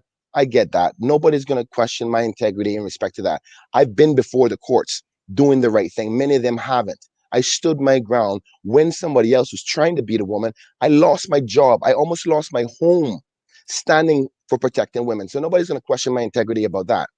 But I know that I'm going to do the right thing because I see the game. I saw it from a long time out, and I knew that that's what they were going to do, use this as a political tool. Now, I'm glad to see that the Human Rights Committee has come out and actually stood for what I said should have been done, which is a code of conduct so this never happens again. You think you're not going to be able to remove Mr. Bush, no matter what you think. The Premier, Alden McLaughlin, is a lot smarter than many of the political persons here who are trying to make their moves in respect to moving Mr. Bush. And ultimately, our standing orders say the government has the power. Now, I know that this doesn't sound pure and true and the ultimate element of what's the right thing to do. But there is the political part, which I am fully aware of. And matter of fact, many of the other elected members are fully aware of too, but they won't be honest with the public. And that's why I said many times in your show, Sandra, I'm not going to get caught up in their games. I have to focus on my people and what is a priority. The truth is, I'm Heather. I thank you so much for hearing that you said you're going to support a code of conduct, because I already have one drafted. It's already been submitted to the House. All it needed was the government and the opposition to support it. But nobody wanted to do that. Everybody wanted to make it a political game. So when those ones who said, "Oh, Kenneth didn't want to support us getting rid of Mr. Bush," ask them one question: why were they not willing to let us all be held accountable? When I've been saying it for the last 6 months, we got to fix the root cause of this problem. But I feel a little bit vindicated with the Human Rights Commission coming out saying this should have been done right after the situation with Mr. Bush. But none of them want to do it. And I give commitment that if the good people of Georgetown Central and the Greater Cayman Islands still believe in me to move forward, that would be a priority for me as well. It's already in the draft manifesto. So I'll leave that there. Mm-hmm. Okay. All right, my dear. Thank you, John, for your comments. Thank you, Julie. Julie says, isn't the town going to be remodeled, 10-story buildings and all? Wonder if Hogside Bay is in those plans. I would not be surprised. Ooh, not good. Ask Kenneth the same question you asked Heather. What would he do? Okay, yes, of course. Yeah. Kenneth? Yeah. Here's the question. You are reelected come April the 14th. Of 2021. And we have a situation where the PPM doesn't get a majority, which we're really hoping they don't. And they have to form a unity government yet again. So say they flip some other independent, and you are the last person that could help them form a government with Mr. Bush. And like I said before, without a doubt, Mr. Bush never gets into bed with anybody unless he's getting something for himself. So he is going to either be Speaker of the House again, this is the scenario, or he is going to be a minister. Would you join with a PPM-led coalition government, which includes Mr. Bush, in a position of power? And you're that final man that's going to make the decision. Would you join with them to do so? Try to make it as close to a yes or no response as you can. Well, the question is so complicated. I don't know how to answer a simple yes and no. I think, let me see if I get this right. The government is there. One more person to form the government. Mr. Bush is speaker again under a PPM-led government. Right. Yeah. Whether I want to be a part of that. Would you join? Well, I don't think Mr. Bush is going to be a speaker again. And I don't think that is going to be supported. Whether I'd be a part of a PPM-led government, whatever is in the best interest. PPM-led government. Let me make sure the question is very, very clear. Not just a PPM-led government. This is about the real crux of this question here is about putting McKeever Bush back in a position of power. So don't the scenario doesn't speculate about whether or not he's going to become Speaker of the House. The scenario says he will be Speaker of the House. Given those circumstances, he's either going to be a minister or Speaker of the House. Would I join a government with him as Speaker of the House? That would allow that to happen, basically. So you're the one person who's going to make it or break it for them. Sorry, I'm sorry, Sandra, and I'm not trying to avoid the question. I just want to understand your question clearly. Yes. You're saying the government, in order for that government to be formed, I would have to be a part of it? Exactly. So you're the last determining domino that they're going to put in there that will either make them form the government with McKeeva as Speaker of the House or a minister. So the decision is in your hands. Do you form with them and form that government knowing that McKeeva Bush is going to be Speaker of the House again? Well, first I want to say, I think that's very highly unlikely. Doesn't matter. I know. But I want you to allow me to answer how I would like to answer it. If it's my answer, then I'm going to answer it the way I want to answer it. Yep. Right? Sorry. So first off, I think it's very highly unlikely. But if it's in the best interest of the people of Georgetown Central, then I'm going to do that, if that means even joining them. Now, the people of Georgetown Central will definitely have to have that discussion. So preliminary, there's going to be what we call horse trading, sadly, because there's no clear majority coming up. And I'm going to go to my people. If the progressives are sitting there with a situation saying, Kenneth, you want to be in government? We have this team, and we have Mr. Bush, he's going to be back Speaker, and we got Mr. Roy McTaggart as the Premier. We're going to give you a chance. You want to be a part of a government? We're going to offer you a ministry. Georgetown Central, here's the reality. You would have Mr. Bush back as Speaker. The progressives will be leading the country again. Do you want me to be a minister or want me to be a councillor? Whatever the options are, whatever the negotiation is. And the good people of Georgetown Central are the ones to answer that question. I have a good relationship with my people, so I can talk to them on a regular basis. So there's nothing wrong with having a quick snap town hall meeting to discuss that. And if they want to, you can even vote on it. Now, I'm not going to sit here and say to you that the people of Georgetown Central should be disadvantaged by a decision of the majority. So I don't think, and again, I say, I think it's highly unlikely, because the truth is, I think there's a lot of truth to what Arden said in respect to the members on the government side. The reason why the Premier didn't want that vote to get to the House is because people on his own side were not in support of what was being done, but they were being quiet for the convenience of politics. So I slightly doubt that's going to people being quiet for the convenience of politics. And I hope that every single one of them who have made that decision lose their seat. That's fine. Sandra, you have a right to have your opinion. Yeah. But it's just your one opinion. There's a lot of people, believe this or not, you may not want to accept this, and there's many people who may not want to accept it. Many people have said to me directly, Kenneth, Mr. Bush has screwed up. We have forgiven him. He's paid his price. The courts have done so. And if you genuinely do not want Mr. Bush back, elect people who would not support a majority for him to be back there. So I know that we want to make it as simple as black and white. But when you have, are pretty simple. Huh? I said for some of us, some things are very simple, and you and I are going to have to disagree on this one, because you obviously know where I stand on this. But let's continue. No. You're not going to leave it there, because I don't think that's fair. I think that you're trying to make it seem like there's a disagreement in respect to what the pure question is, because you're saying ultimately outright, Mr. Bush should never be in anything ever again. Am I correct? He should not be, in my opinion, he should never be in a leadership position in this country again. His people may or may not reelect him. That's up to them. But he should never be Speaker of the House again, and he should never be a minister. That's exactly what I'm saying. Fair enough. And I get that. Right. Now that's a simple, straightforward question. How do you get that done? How do you make sure he's never a minister or he's never a speaker? You elect people who will not support that he's a speaker or a minister. Down to, they will not support a PPM-led coalition or any other led coalition that will allow him to get back in power. But that's they stand on principle alone. They listen to me. That's a simple point of this next election. Then, if the agenda, which is the question you're asking me, is to never make Mr. Bush be back in politics again, not then in it's simple. My apologies. In a senior position again. Yeah. The agenda has to be support people who will never allow that to happen. And I agree. All right. Now, what you might be unfortunately surprised by is there's a lot more people who be willing to give him another chance.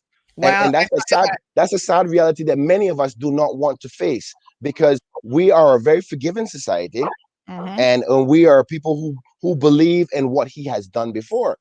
Now, I know this does not sound rosy, Sandra, but it's a simple fact. There's a lot of people in this country who's already forgiven Mr. Bush. There's a well, lot of people, there's a lot of and this, people.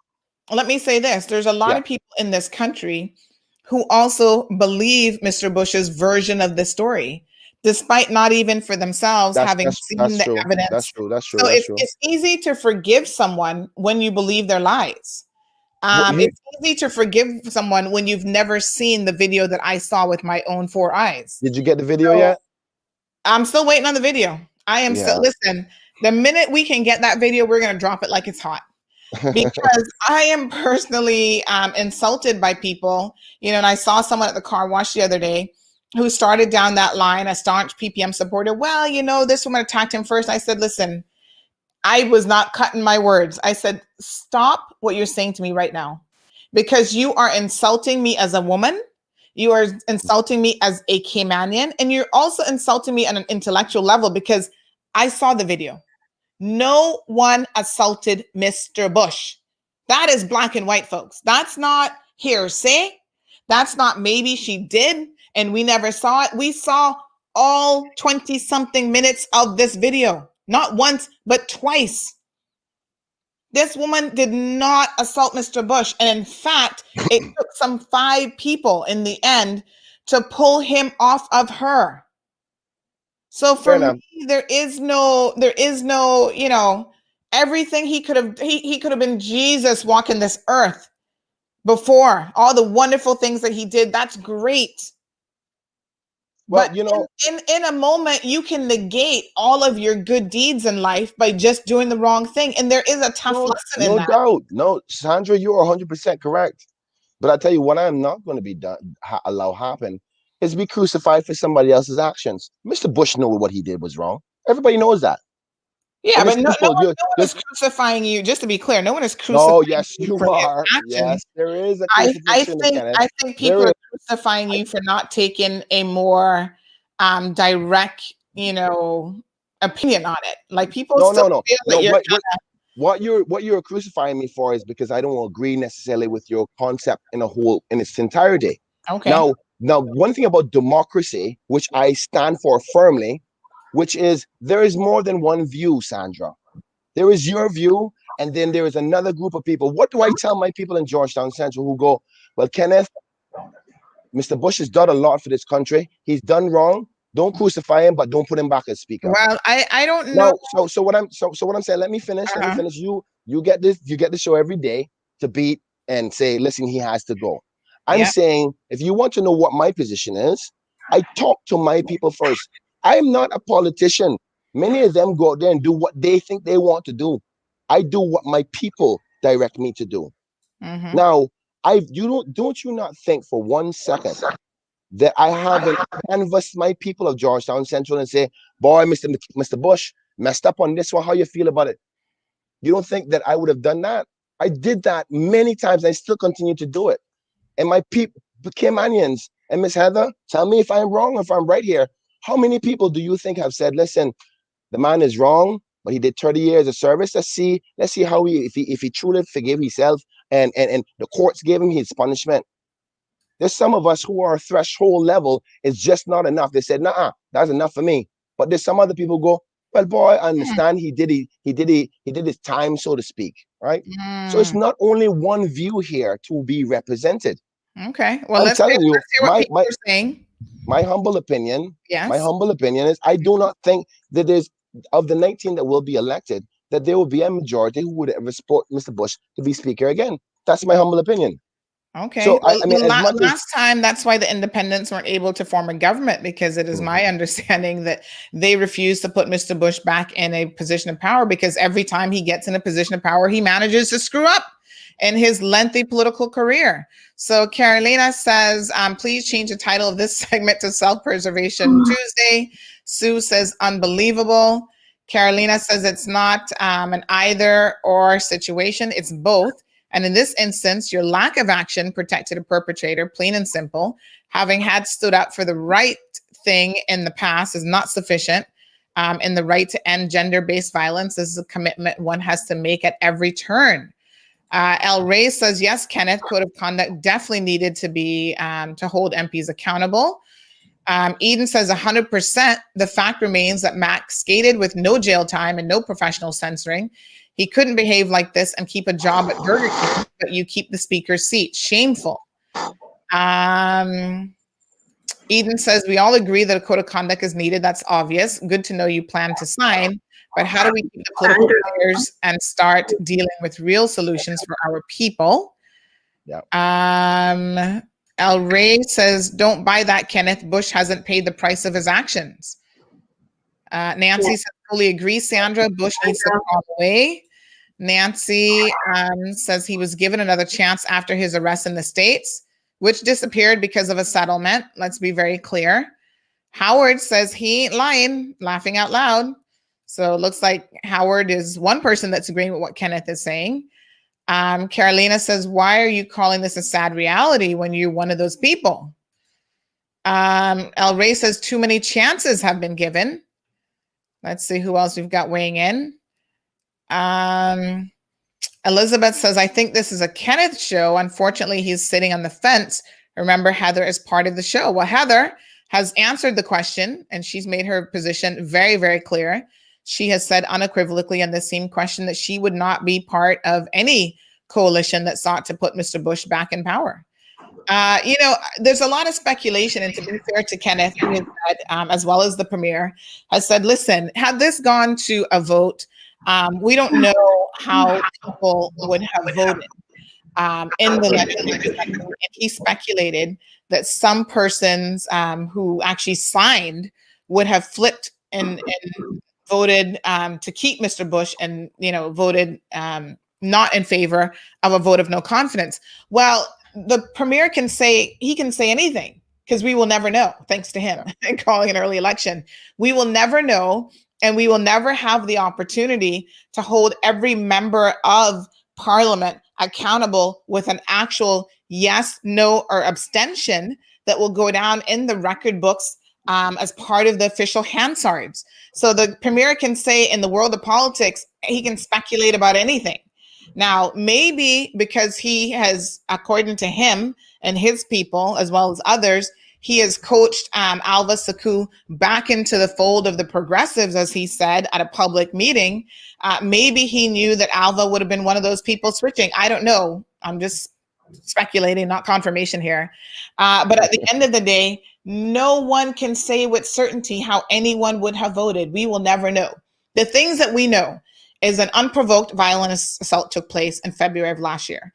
The things that we know is that, unfortunately for Kenneth, he didn't sign up earlier, and he hasn't signed up this time because he wants the bigger issues of code of conduct to be embedded and addressed at the exact same time.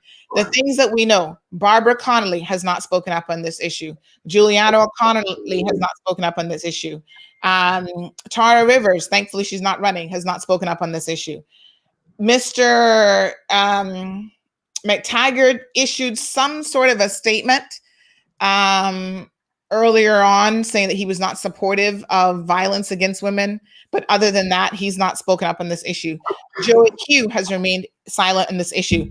The premier has made his position very, very clear. He has said that he will not do anything to keep his government from falling apart. And he will not do anything to remove Mr. Bush as Speaker of the House. And in fact, he's decided to do quite the opposite. So Mona says, change the subject for Mr. Bush. See, she's exactly. I agree with that. Eden says 100% with Carolina. Showing the video is further abuse. Carolina says pushing for the release of video is not only going to hurt the survivor, but also hurt all other victims and survivors who may not have the benefit of CCTV cameras. Well, that's one way to look at it, Carolina. But the other way to look at it is it removes this this lie that has been perpetrating in this community that somehow she assaulted him And there are people who do not understand the viciousness of the attack. And in my opinion, that is played down by the fact that you guys haven't seen the video. And you all should have come to court to see it for yourselves. So we'll have to agree to disagree on that point. Eden reminds us that he was voted out. Sorry, Heather. I must just interject here. I have a different opinion, and I'm going to stand up for women. I'm going to do all I can to, whatever code of ethics need to be changed, we need to get it done. So I'm standing strong with women. Yes. On the conditions of, no conditions on accountability. All right, Heather. Eden says he was voted out of premiership by no confidence in 2012 by Alden, Rolston, and crew. Max had enough chances. His power plays have to stop. Eden, thank you, Heather, for your clear stance on this. Walton says, I wish the election would be more than Mr. Bush. There's so many issues that the next government needs to have on the front. It is definitely, Walton, now if you've been paying attention, we've been talking about a lot of issues here, including the cost of living and many other issues. But you know what? We can't ignore the elephant in the room. Well, Sandra, I must say this though, and forgive me here, right? Yes. I love you like my big sister. So let's be real, right? I've been on the show now 4 weeks straight, and it's still about Mr. Bush. I must say that people do put the question to you. So I didn't start the Bush conversation. They want me to change my position to say I'm going to ignore the people of the country. Now I'll give you an example. El Rey is my friend and he's my constituent. So he's one person in my constituency goes, Kenneth, I want Mr. Bush gone, period. Right? And I respect that. But he's one of our 1,411 people in my constituency. Now, if I was to take the position that I only listen to the ones that I want to listen to, that would have been the same situation in the port. So when many of the people who support this position right now, which I respect and I appreciate, I'm glad that people are standing up for gender-based violence, against gender-based violence, right? But let's say if I use that same approach, when the port was going on, I said, you know what? I want the port to go through. I don't care about 80% of the people in Georgetown Central and what their views are, or 80% of the rest of the country. It can't be advantageous to take a certain position when you want it to be. This is a democracy. And these are the unpleasant things politicians do not want to talk about. And I'm not going to lie to the people. Simple and straight. Now, if people don't appreciate my straightforwardness about the realities of politics, I'm just not going to change who I am in that respect. Now, I don't know how many more times I could possibly say what Mr. Bush did was wrong. We need to change the code of ethics. So persons who do things like that can never be in powerful positions again. If we had did that from the start, this wouldn't have been an issue. And what we could have been focusing on is high healthcare costs for Caymanians. The fact that a Caymanian can't buy a house anymore because the land and the building is so expensive. The fact that cost of living is so high. The fact that Caymanians are unemployed and they're still giving grant and work permits. Distraction. It's a distraction. Let's talk about what is happening to the people. I agree, Kenneth, that it's a distraction, and I blame Mr. Bush for not doing the right thing. As Heather said, he could have avoided all of this. And I blame the progressives for also not dealing with it so we could deal with more important issues. But Sandra, every show we get on, you allow the conversation to happen. When are we going to start focusing on the people that here? Just like you were driven by your constituents, I'm driven by the comments. Fair enough. I'll accept that. You have a media show. You're right. Touche. So I can only tell you what people are saying, and then we ask the questions. All right. So let us. We're almost out of time. Kenneth is hopeful that this will be the last time he has to address this issue. Eden says Roy McTaggart did speak up in the press conference. He supported the premier's position. That is true. Tracy takes a different position. She does say that had he apologized and took responsibility, there would be there would not be folks like Kenneth faced with the predicament, and he owes his colleagues an apology as well. Focus needs to be on education, cost of living, and the environment, and it's been all focused on Mr. Bush. Again, having said that, Tracy, we need to focus on right now, Sandra, as our policies that we're going to be putting forward.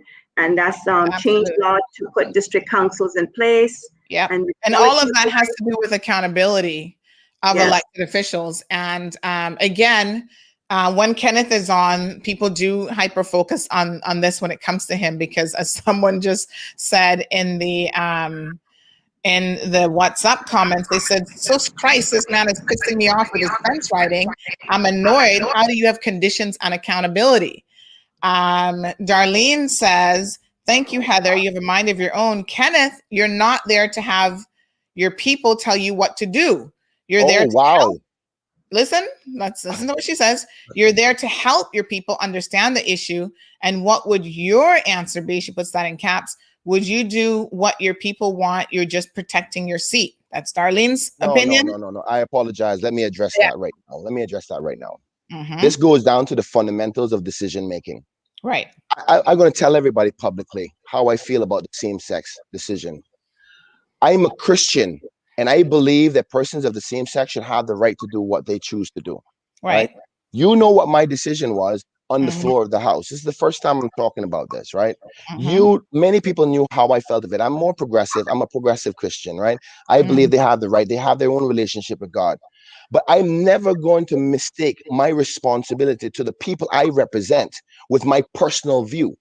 Now, any day that my personal view gets in the way of the decision I have to act on behalf of the people that put me there, then I'll quit my job. But the people forget why they are there. There is a group of people in a constituency that put you in the House. Your job is to go and find out what they want you to represent, whether it's not a bad thing subjectively or a good thing subjectively. But your job is to represent that.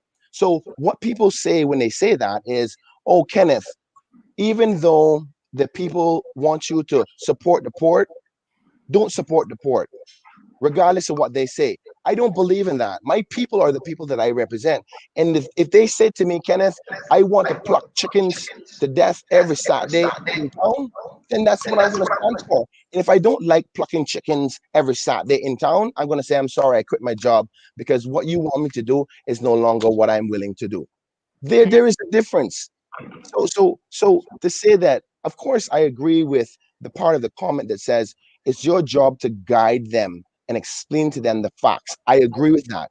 But once they have all the facts and they still hold fast on their decision, then I must follow their decision.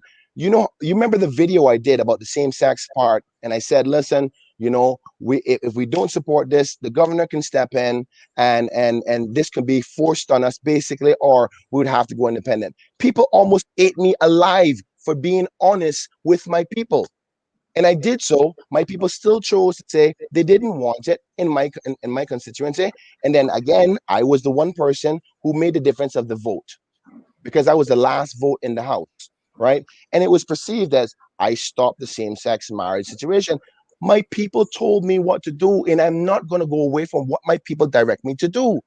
So I'm sorry that some people do not agree with my style or my approach to the way I represent, but I believe in that, because one day those persons who agree with this today will disagree when the shoe is on the other foot. So when those people say, "Oh, Kenneth, I'm glad you stopped or stood against the port," it's because they wanted me not to stand against the port. I just don't understand. It's really annoying sometimes when days when my position is great for what they believe in, but the day that it doesn't work in their favor, they go, "Kenneth, don't listen to your people." But when I listened to my people before and it was for their position, they were happy with it. One thing you're going to know, and I'll stop here. My position is always going to be the same. Georgetown Central voters, I listen to you. That's how it works. And if you have a problem with my people, then we have a problem, because my people, and I'm here to represent them. And that's how I work. All right. Heather, we are running out of time. Morna says, "Please allow Heather to speak." Heather, anything else on your mind this morning? You will be back, I think, joining us next week as well. Yes, and I just wanted to encourage people to check out our website under www.voteforcommunity.ky. that website will give them all the information on upcoming meetings and any events that we're having. And also Zoom this evening. I will be on Zoom this evening at 7. So check out our website, www.vote4community.ky, and that will give them all the information on our upcoming meetings and yard meetings, etc., etc. So I'm here to just say that as a woman, I'm backing women fully. Women need to be empowered, and we need to know where we take the stance on this issue with Mr. Bush. I respectfully say to Kenneth, I'm not in support of what you said earlier, but anyway, hopefully, and the beauty of this can be changed to accommodate. The beauty of this program is we can agree to disagree. I mean, like Kenneth says, he sees me as a big sister, and he tells me the cold hard truth, as he has on many occasions, and I tell him the cold hard truth. Heather is telling her cold hard truth. And it's conditions on accountability. And it's through these conversations that I think we grow and we develop and we change. And I know that politically, Kenneth is also young. This is his first term in office. And, maybe his position will change someday. I mean, who knows? I don't understand what my position is. I think you're saying that my position of my people will change. When my people say to do something, I'm going to do it. So I'm Miss Heather, I love you very, very much, tremendously. And listen, I support protecting women as well. I agree with that. So I think that I just want us to remember, Kenneth, that historically the people have not always been guided, not just here in the Cayman Islands, but worldwide. The people have not always, the majority of the people have not always been guided by doing what is the right thing. We would have never had a civil rights movement if that was the case.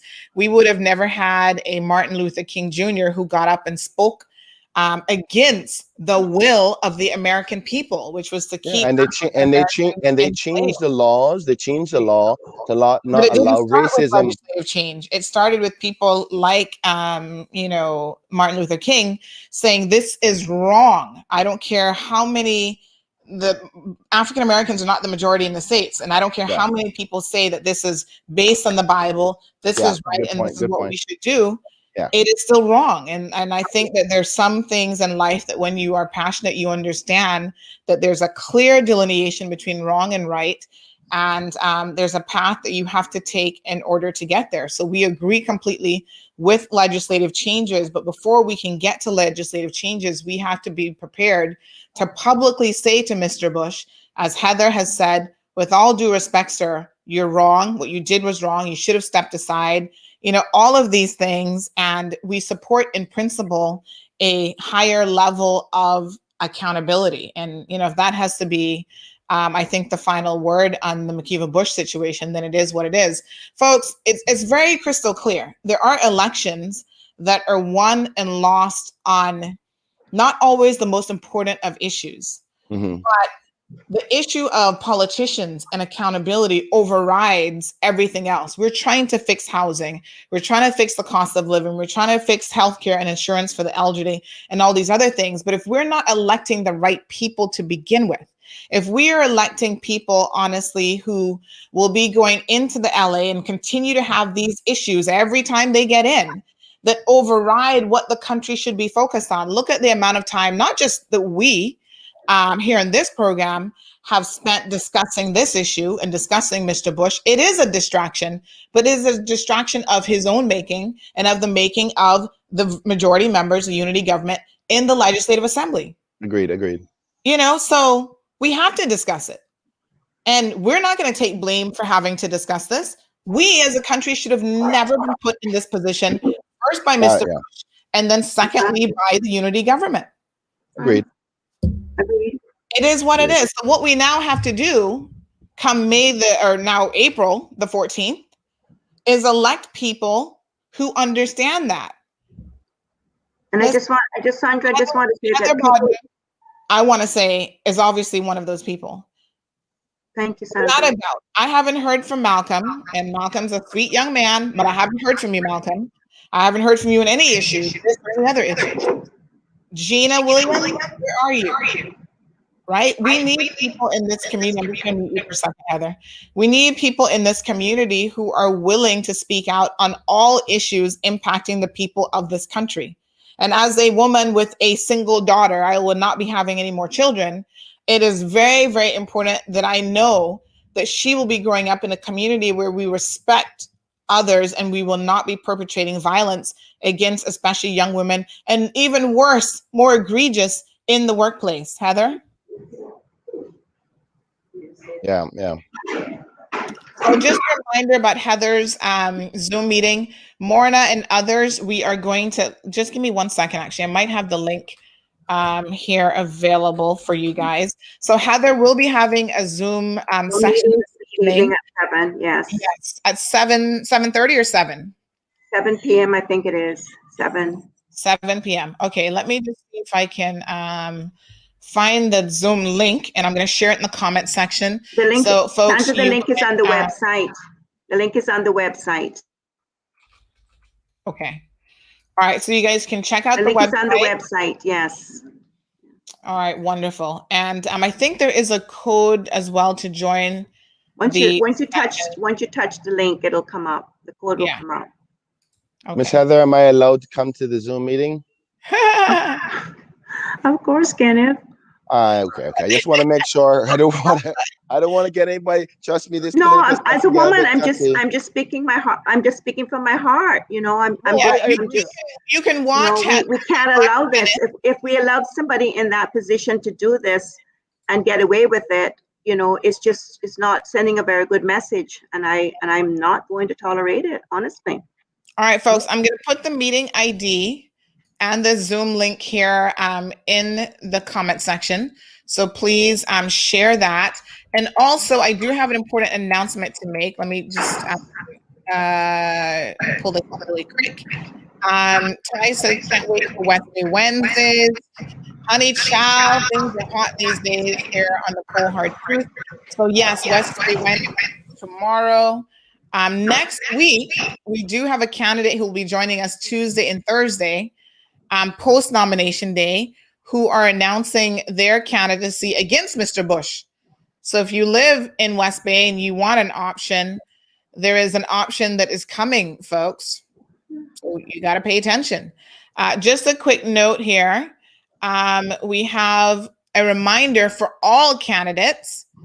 So we've got 2 on this morning, that they need to submit their Standards in Public Life Declaration by 10 a.m. So this is a form that they have to fill out by 10 a.m. on Friday, the 26th of February. If you have any questions, folks, you can check the elections office. You can check Standards and Public Life Commission.ky. If you're running for elected office, you have no excuse now not understanding or knowing anything about this. So let us be very, very clear. There are legal requirements already in place, and you need to go to the website called Standards and Public Life Commission.ky, and you can get all of the details of what is required of you and what you need to do. So this is a very important electoral candidate notice. In accordance with the Standards in Public Life law, all candidates seeking election for public office must submit a complete standards and public life Schedule 1 declaration form before filing nomination papers on Monday, March the 1st. The deadline to do so is 10 a.m. on Friday, February the 26th. That is this Friday, folks. So make sure that you know that this is a requirement created by Section 117 of the Cayman Islands Constitution Order. The Standard for Public Life is an independent body that actually is enshrined in the Constitution to enhance democracy in this country. Well, all right, I've done mine ages ago, so. And I got nothing from C and fine. So I'm assuming you have to submit. You have to resubmit every time, Kenneth? Well, it's done every year. So, Okay. I've always done mine right away because I mean, I don't got anything for them to find. I got one house and one apartment, and that's it. So I'm cool. So I'm always one of the first people to go do mine. So I actually got to check to see if they're asking for a brand new one because I just did mine like 3 or 4 months ago, and it's done every year. So I think this is specific to those who have not done it and new persons who want to run who wouldn't be obligated to do so because as elected members we're obligated to do it every year by law. Okay. So I think mine is still relevant because mine was done just 4 months ago.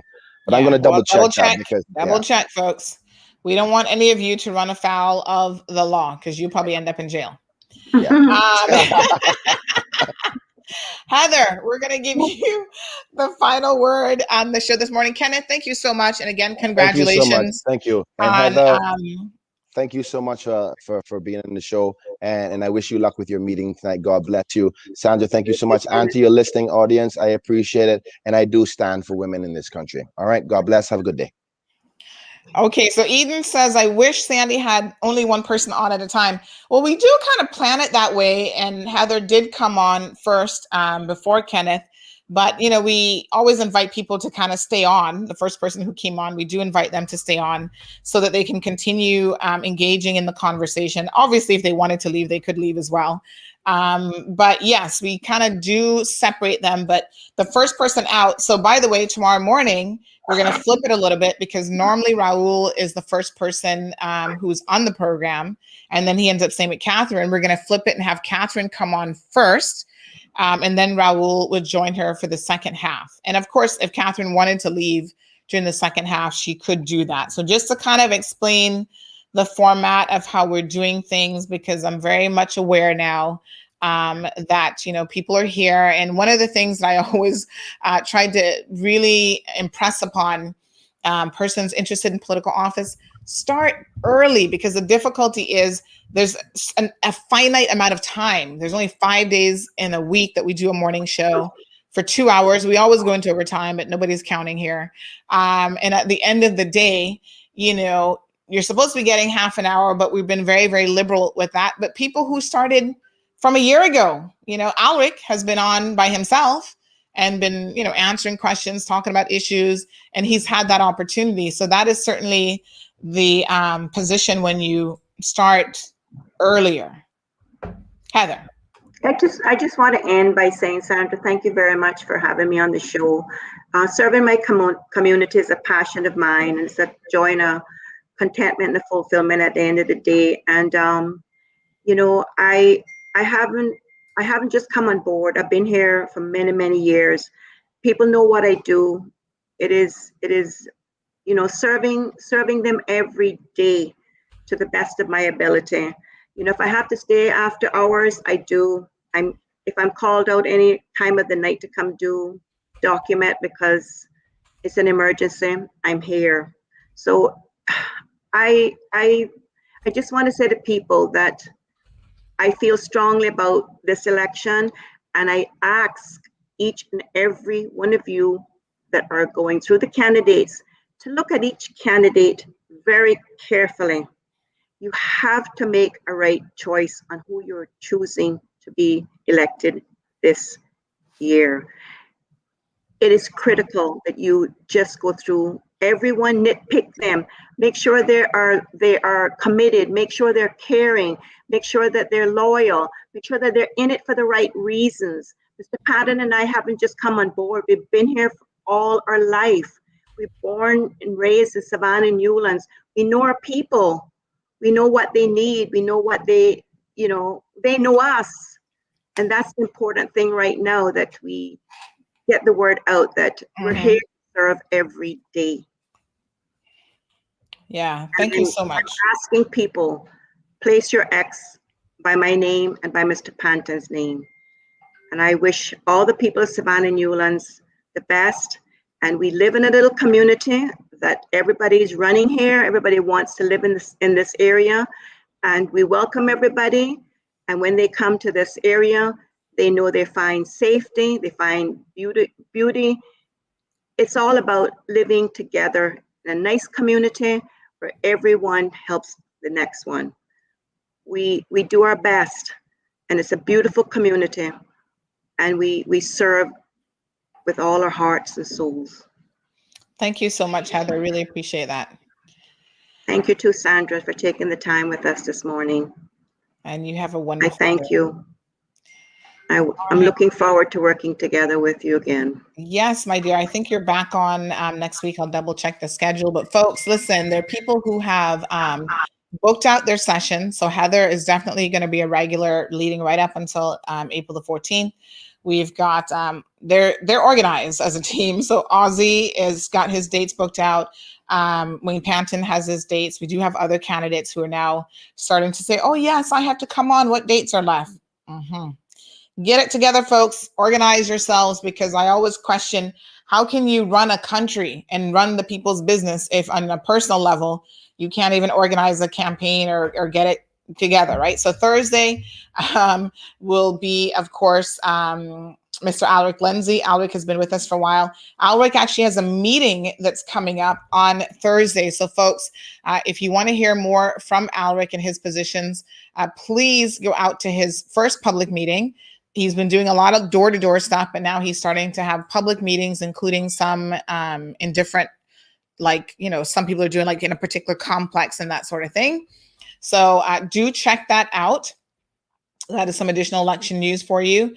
In terms of other election news, many of you will be aware of the fact that a number of individuals have declared. So we have a young lady by the name of Emily who has declared for Roy McTaggart, which is, hold on one second now. I need to do a list of all the constituencies, because in the moment I always forget which ones are which, but she is now a contender for Georgetown.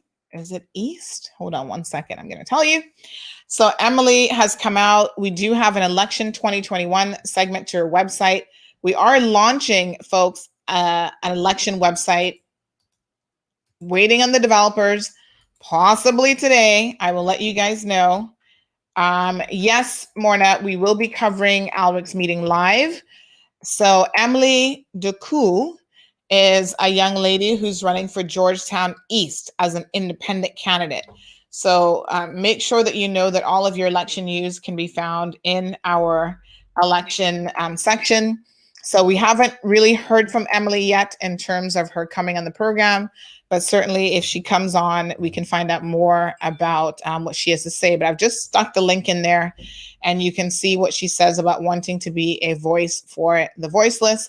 And she is concerned about a number of issues. And one of the issues that she mentions, quite interestingly enough, in her initial statement about running for office, is political accountability. And she uses this exact same situation that we've been talking about this morning regarding Mr. Bush as sort of the, this has been a culmination of things that people are just saying, okay, enough is enough. And she also is a young woman who is running with hopes of making a difference for women in this community. So there's a lot of chatter about who's running, who isn't running. I must say, folks, that there is a rumor, which we discussed last week on the program, that Mr. Bush may have been considering changing his constituency. Now, I'm in a position to tell you that that rumor does not appear to be well-founded. So, of course, we said at the time it was simply rumor, speculation, not confirmation. Now we have seen the printed work of Mr. Ralston, where he has his flyers printed and done, and he will remain in his constituency. So Mr. Bush, as it turns out, isn't moving and running in a different area. So, people have until nomination day, which is on Monday, to make that final decision. And to be quite frank and honest, it's entirely possible that we could see some unexpected changes. And people kind of feel like, like last year, it could happen with a few individuals. So as it stands at the moment, it does not appear that Mr. Bush is making any changes. Probably not surprising to most of you. Here's the details on Alric's public meeting, folks.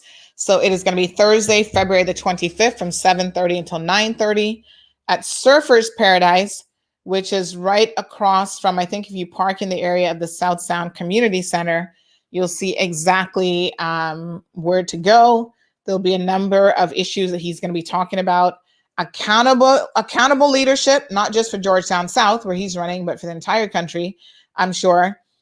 Service in the pandemic, prioritizing economic recovery and job training, supporting our seniors, students, and parents, and protecting our environment. So those are some of the key things that Alric will be discussing at his upcoming meeting on Thursday. So folks, grab the flyer, share it with people who live in that area. And even if you don't live in that area, I think you need to pay attention to what candidates are saying and what's going on. So a couple things that I want to announce here on the program that I think are really important for your benefit. We're all voters in this community. And so, of course, it's very, very important that, you know, we keep up with the candidates and what their positions are. A lot of them have been, I want to say uncharacteristically silent, but actually that's not uncharacteristic of them at all. They continue to be silent despite the fact that they're running for elected office. And so that concerns me as someone who wants to know their position on a number of different issues. So one of the things that we will be doing here, and we give them the opportunity, and of course they can reach out to us, and all of them have received an email from CMR. We will have a segment called Speakeasy. So the Speakeasy segments are designed for candidates to have an uninterrupted period of time to discuss a specific issue. So education, they can discuss what they see as the issues and what they see as the solutions that they would be supporting or proposing. I will not be asking any questions of them. It will be, they can talk for half an hour, 30 minutes, which is half an hour, 15 minutes, whatever amount of time that they feel that they need. And then we will be pushing that through on our platform in the evening so that you guys can get a very, very specific and direct, you know, connection with them on individual issues. So this is really, really important. I know that sometimes the nature of a talk show, people jumping in and out, people asking questions, you know, we can kind of be all over the map at any given time. That segment is designed, Speakeasy, to give them all the time that they need really to speak on a topic and talk about their specific solutions, what they see as the problems in a particular area. And so we start recording those folks this week, and we will start pushing them out immediately. We're not doing a whole lot of fancy post-production on those because I don't think it's necessary. You just need to hear what their thoughts are and what they have to say. So stay tuned for that. Please pay attention. I do have my graphic team working on something in relation to that. So I want you guys to stay tuned. Right. So I want you guys to stay tuned for that as well. So any, you know, additional feedback or questions, we're here for it, folks. It is definitely election time. And there's a lot of ground that we have to cover. It has been shortened by 6 weeks.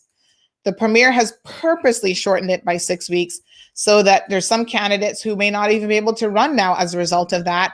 And there are others who, because they were planning on a specific timeline, have now been put at a disadvantage. Well, you know what? Don't let the premier put you at a disadvantage, folks. You've just got to get out there and double up in your game and show the people that under pressure, you can still very much get the job done, and you can run your campaign, and you can, operate, efficiently, even in a shorter time frame. But a lot of this is also dependent on the candidates. They have a job to do. If they want your votes, you've got to make them earn your votes. Do not give your vote away. And some of us give our vote away for nothing. Some of us give it away for a refrigerator or a sofa or bills that need to be paid. Now, let me show you guys something. Speaking of giving away your vote, the 117 of you who've stuck with this program, you're going to get to see something here that I was shown. Hold on a second now. Let me see where I've saved it. By the way, new computer soon come. So I know this one is struggling even when I pull up images and stuff, but I want to show you guys something because I'm a bit perplexed by this. help me figure this one out. Let me see now. Where have I saved it? Okay, hold on one second. I'm going to pull it back out. I know exactly who I got it from. So I'm going to pull this up and you tell me what this is, because it is a little bit peculiar. And I'm not sure that I understand what it is. So that is why I need your help. Okay, so this is John, aka Dwayne Seymour. And it's a letter on government letterhead. Help me dissect this one, good folks. You guys are my sleuths, you're my detectives. What is this? It says dated February the 18th. Let me just pull it up on another screen here so I can read it properly. And it is a letter on government letterhead signed by Dwayne Seymour, who is the minister. And basically, I'm not quite sure I understand what this is. And so I'm hoping that you can help me out here. So the date on this letter, it's the Ministry of Health, Environment, Culture, and Housing, Cayman Islands, yes. February the 18th, so this was just one day last week. When was that? That was last week, Thursday. And it is addressed to a multi-built construction company limited. And it's sent by email. There's their Yahoo email address. I don't know who multi-built is. And it says, Dear Sirs, financial assistance, housing repairs to Miss Sharon Williams. This is to advise you that I have approved the sum of KYD $5,000 from the 2021 Transfer F account, according to the quote included for materials and labor, to repair the roof and ceilings of Sharon Williams. Our ministry's finance team will contact you to arrange for the collection of the check once it looks like part of that has cut off, but I guess it says has been prepared. The ministry and I are pleased to assist with the repairs for Mrs. Williams, as we seek to ensure that something living conditions are available for all Caymanians. Okay, fine. What is this 2021 transfer? It looks like part of that I don't know what that is, transfer something account. What is that? What is that account? A 2021 transfer, maybe fund account? I don't know what the F is, to be honest. It's cut off. But anyone knows what this is? And is this the norm? Does the minister sign letters like this? I mean, I do know he's a minister of housing, but I don't know. Is this how it's done? You just contact the minister and you say, okay, I need my roof repair completed. And so I need financial assistance. And he uses government money to do that. Yes, living conditions for all Caymanians. So am I understanding that all Caymanians can apply for this? I mean, I've got some housing repairs too, Minister, that need to be done. So what are the criteria for this? I have a lot of questions. So this, I don't know. Yes. Was there a form that needed to be filled out? How do you apply for this money? $5,000 to repair the roof. I know a lot of people who need that they need less than that to get a place to rent, to live with families, with children. And I don't know who Miss Sharon Williams is, but what's the criteria? Where's the application form? How does this work? What is this 2001 transfer something account? I have a lot of questions here. Anybody know? I don't know. But obviously this has been approved. The minister has issued this letter to this multi-build construction company. And so Minister of Health, Environment, Culture, and Housing, we would like some more information on this, please, so that all Caymanians, as you rightfully said, can be aware that this fund exists and we can take advantage of it. Agree? What do you guys think? I saw this letter a couple days ago and I thought, this is different. Is this any different than the Nation Building Fund? That was a fund too, that according to the government was abused for political expediency and for essentially buying votes. If that is the case, do tell us. Inquiring minds want to know. Folks, these are the things here on the Cold Hard Truth that we will be keeping you all abreast of, because we have a lot of questions. Accountability, procedure. If there's a particular fund that's available for helping Caymanians, everybody should know about it, and everyone should have the opportunity to avail themselves of it. When was this fund set up? It says 2021. It just happened? Just last month? What kind of fund? Where does the money come from? Eden says, I'm sure it makes sense in John John's head, or if you translate to Tagalog or Afrikaans. Well, I don't know, Minister of Health, Environment, Culture, and Housing, but I would absolutely like some more answers on how this works. So we're going to post it up on our social media pages, because normally that's how we get answers, folks. We'll send them an email and they ignore the email. But the second we post it on social media or on the website, then we start to get answers, because other people are like, what is this exactly? Transparency, accountability, those are words that we like to throw around, but they have to have some real meaning to them. There's a lot of vote buying that goes on. John has a reputation, and I'm just speculation, not confirmation. He has a reputation for throwing a lot of money around, especially at election time. There are people who claim that there are persons in his district who get a monthly allowance from him to remain loyal. So if that is the case, if it's coming out of his personal money, that's one thing. But, if it's government funds and money that we are somehow contributing to, then I think we need to have the answers on record. The concern that I have with Mr. Dwayne Seymour is, despite him being very generous to some of his constituents, there are many others in his constituency who are suffering. And there are workers of Mr. Seymour's company who are suffering, and he has not paid their pensions. He has taken the benefit of the pandemic to also take a pension holiday, even for those accounts which are in arrears for many, many years.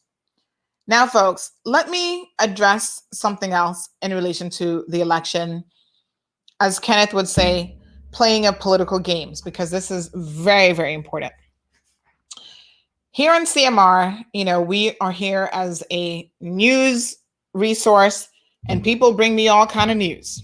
You'd be surprised the news that never makes it on this platform. Trust and believe. And so during this heightened political season, I'm very aware that news being brought to me oftentimes comes with an agenda. Someone is trying to accomplish a certain thing, including undermining certain candidates. I'm aware. So yes, we've heard of the videos, the sex videos. I've seen pictures of male parts that I didn't really care to see, that are alleged to belong to certain Georgetown politicians. I can't swear for that, and this is what I want to talk about now, is the methods that I undertake to try to verify all of this information. And listen, I have to ask questions. Sometimes I got to dig deeper than I really want to dig in order to ascertain the truthfulness behind what is saying, first and foremost, because we're not going to engage in it if it's not true. And then secondly, I've got to be careful about a potential motive. So everybody's got an agenda and everybody has a motive. Here at CMR, our agenda and our motive is to put the cold hard truth out there. And by and large, we leave it up to you to decipher what you will from information. So yeah, sometimes we get videos and we just put it out there and you can say, this is crap, I don't care about this issue. Or you can say, this is interesting. This puts a different spin on things. That's up to you. The end result of how you feel or how you think about it is completely on you. In the political silly season, however, we go the extra mile to try to ascertain, number one, truth, because that has to be the foundation on which we are operating. So recently, there was information that came to us about a particular candidate. Okay. This person is connected to the constituency of East End. Now, I do know that sometimes when people get concerned about someone running, in other words, oh, this person's going to give me competition, they start digging, and they start digging very, very deep. Very few people who are running for elected office have closets that are not full of skeletons. Nobody is perfect, first of all. None of us. I'm not perfect. I've got stuff that I've done in my past that I'm certainly not proud of. I have acted the fool. I probably cursed people out when I shouldn't have. I've never beat anybody up. But, you know, we've all done things that we're like, man, I should have done that. That was not very becoming of the type of person that I want to be or that I am. When you get interested in politics, people go digging and they dig deep. So there are people, for example, who run in a certain area of Georgetown in the past who had, you know, photos of them engaging in sexual, a threesome. And they're like, irks, okay, maybe it's not my time yet because I don't want these photos to leak out, especially if you have children or wives or other people that might be looking at you with a different lens because they know what you are behaving like. But, you know, what's the saying? Every saint has a past and every sinner hopefully has a future. So someone brought us some information and we've heard it for quite some time. And they were about to drop it last week. And so I want to tell you guys how even as media, we are going the extra step to ensure that people are being honest and truthful, and that no one, not just us, but adjacent marketing companies, media houses, whatever, do not facilitate the pandering of misinformation just because it's scandalous, but it should be true first and foremost. Okay. So the allegation was this person owed a lot of money through their company for pensions. Now, you guys know how I feel about it because I'm sitting here calling out John, who still owes money for pensions. And I'm saying it's wrong. It is a form of theft, in my opinion, to take money out of people's pension plans for years and years and years and not pay it back in like you are supposed to legally do. And then show no interest in doing so until Cayman Mall Road gets involved. That's just not right. So we heard the story about this candidate. I approached the candidate and said, listen to me. There's this story out there, and I think you need to address it. We've received the information that you have pension arrears outstanding. Well, they said this has been dealt with. Okay. Last week, in a big way, they were about to drop a bomb on this person because that's what's going to happen during this election season, to let the entire Cayman Islands know that their company had been in arrears, and it wasn't going to be pretty. I called the person. I said, listen to me.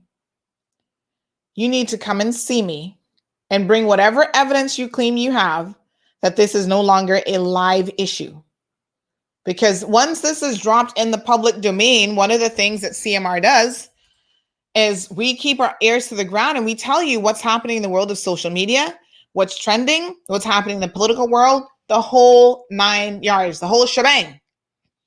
The person came and sat down with me and they brought the receipts, the literal receipts, that this is not a live issue, that this has been taken care of, and that it has been paid. So I saw the checks, I saw the deposit slips, I saw the emails, I saw and got an explanation as to why the company had gotten in this situation in the first place. And that, yes, they were not paying pensions for a while because they were relying on third-party vendors to pay their bills in a timely fashion. And when that wasn't happen, the decision was made, we pay salaries or we pay pension. So they were paying salaries, current pension liabilities, but there was this arrears that was outstanding. And folks, it was a lot of money to the tune of hundreds of thousands of dollars. Now, it has all been paid as of last year, and I'm sure this person knew they're running for office, and that probably helped them in getting this cleared up. But they said, we kept going back to the companies, you need to start paying these bills. They even went as far as demonstrating in a factual way to show me that they're not lying about the fact that these companies are taking their time and paying invoices. So it's not a situation where, the management is living large. They're just trying to pay staff and pay their current liabilities, but they had gotten in trouble with not paying pensions for a certain period of time, and they had to go back and pay a substantial amount to clear that off. So it is not a live issue at this particular time. But the old saying, when you dig a grave for me, dig one for yourself. The advice that I would give to these candidates who are looking to run a campaign based on this type of behavior and mudslinging is be very, very careful, because we know that you yourself is not above reproach. I don't think it is necessary for us to get into this back and forth like Mr. Bush was ready to do so. Had they call a vote of no confidence, remember what he said last week? He had a motion of his own. And his motion of his own was going to be questioning the behavior of other elected officials. The vast majority of them, folks, let us be very honest, they are no angels. Okay? Some of them you wouldn't allow around your children because there are allegations of pedophilia with some of our elected officials. Okay? I'm just telling you the truth. You would not want them around your teenage boys or girls. You would not want them around your adult children because they have a history of abuse towards women. That's why when McKeeva Bush says, all right, you're going to try to call a vote of no confidence against me. Well, let me take out my receipt book. It might be ancient history, but he's still going to pull it up. Well, in 1991, you assaulted your wife, did you not? Your kids had to go and run to the school counselor because you were beating up their baby mama. So he had all of his receipts. And what I'm here to tell you is we continue to elect men in particular, and some women in this country, who have an atrocious history of all sorts of abuses. And there are many of us who are willing to turn a blind eye to those types of things. Caymanians don't really care. And maybe that's the point that Kenneth is trying to make, that a lot of us are not willing to accept. By and large, Caymanians do not care about the caliber of individuals that they have representing them. They don't care if they're cheating on their wives.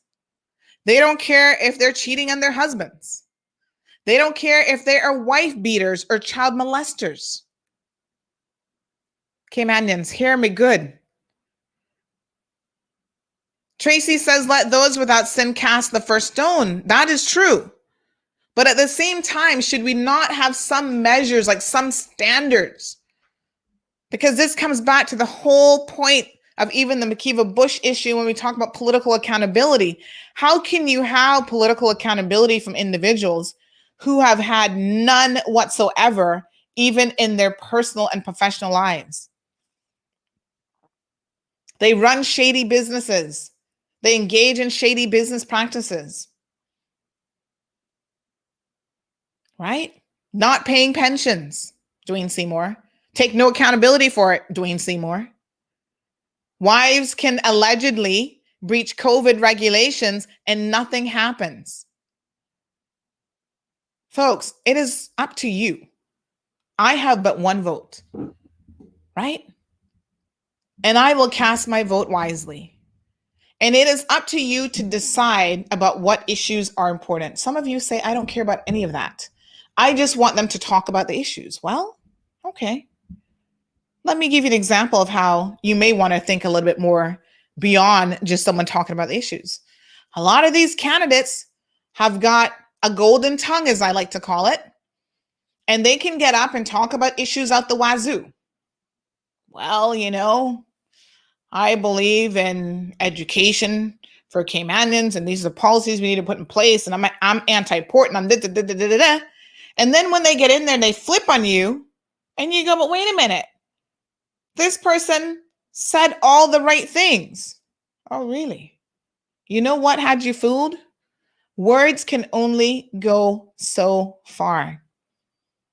You can say all the right things all you want, but if you don't have that backed up with a track record, right? That someone can point to and say, you know what?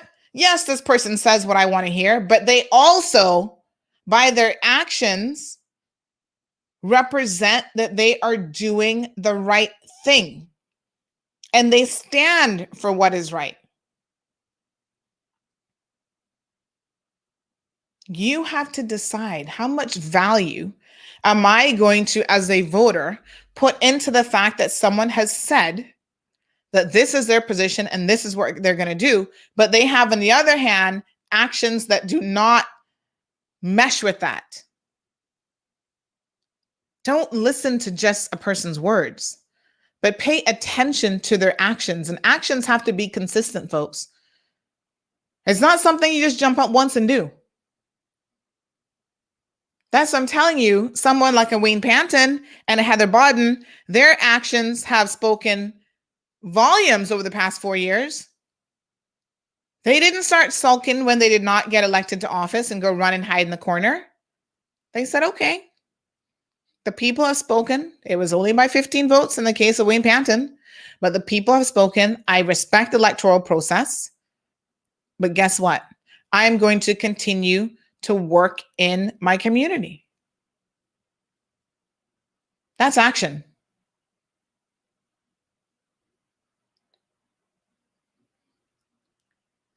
This is going to be an educational process with all of us on board.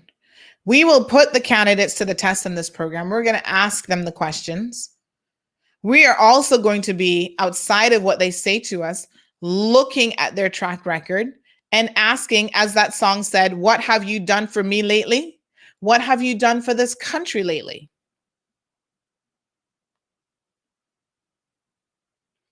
The newcomers may not have the benefit of being able to say politically that they have any action that they can demonstrate, although a lot of them have had opportunities to get involved and they still haven't.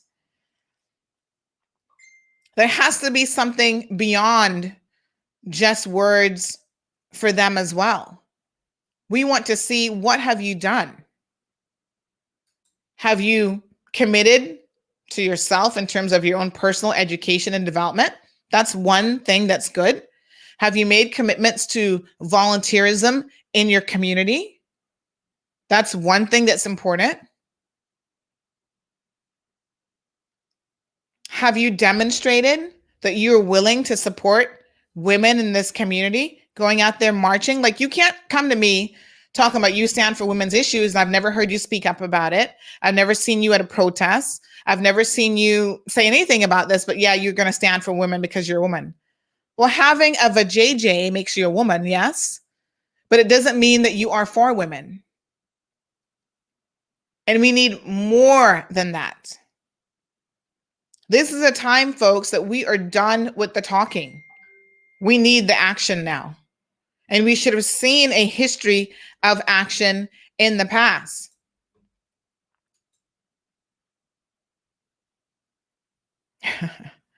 Someone says, you're preaching, have our listeners sitting quiet. Don't forget your altar call. No, honey, I'm just telling you guys the truth. I'm just telling you all the truth. It is what it is. And so you guys know that I am passionate about a lot of issues.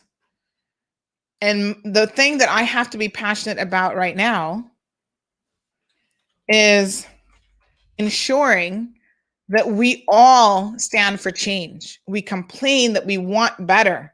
Well, folks, if we want better, we, through our actions, must do better. You must get out there April the 14th and vote. I'm going to be so busy that day. Trust me. Woo, I'm going to be trying to cover, like I need to clone myself into 20 people. I'm going to be working away from my family the entire day. And I've got people working in the background, updating maps, doing the most. The next day, I'm going to need 5 days to recover. But you know what? The very first thing that I am going to do is I'm going to go to the polls and I'm going to cast my vote for the best possible candidate.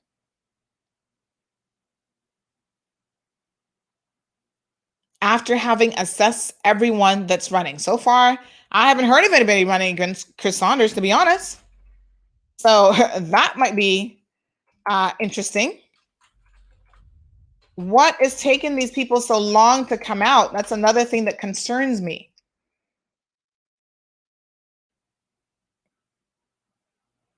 It is concerning because the longer you come out, the more you are able to be put to the test by the people, the more questions we can ask you, the more scrutiny that you can undergo. So I think some people think that, oh, I come out at the last minute, I make an announcement on nomination day. It doesn't give the people the opportunity to even really get to know who I am. And that's not fair to the voters. And I would caution you against taking anyone seriously who has taken that approach. If they haven't come out yet, are you not asking the question, why not? What are you waiting for? We're the only news media in Cayman, folks, from at least August of last year. Go back to the website, who've been covering all of the election news. We've been telling you who's running, who's not running, who's rumored to be running, the whole works. By the way, you know, we are the first sometimes to put a rumor out there. And we are also the first to ensure that we correct a rumor when it is not correct. So there was this rumor about Mr. Moses Kirkernel not running, and that is still very much a live rumor. However, the rumor was that he had handpicked the deputy commissioner, 54-year-old Mark Tibbetts Jr., as his replacement. We now know, without a doubt, that that rumor is actually not correct. Mr. Mark Tibbetts will not be running in the April 2021 election. So there you have it. I'll put the link there. We're going to actually update the story. And so it's important that you know everything that is happening in this country in relation to the election, the official news, the unofficial news. And folks, we're the only ones here in the Cayman Islands since last year that have been telling you what has been going on. Because some candidates came out very early. Alric, Michael, and Kathy Ann Wilkes were the first ones to come out. And then I think shortly after that, we had Frank McField. So go on the elections portion of our website, and you can read every single thing about what the candidates have said from what they haven't said. And we've been covering it for a good number of months. The first article in that section went up August the 5th of 2020. Folks, I thank you so much for sticking with me. My apologies. You see the water has run out. Miss Juliet said, tell him you got your little backup to do that part. Ty, oh, I gotta eat ice now. Says, right, the last minute thing makes it harder. Absolutely. Thank you, Dr. Juliet. I appreciate the support. Sorry. Anne says, we need to have someone against him. I think no one should run unopposed.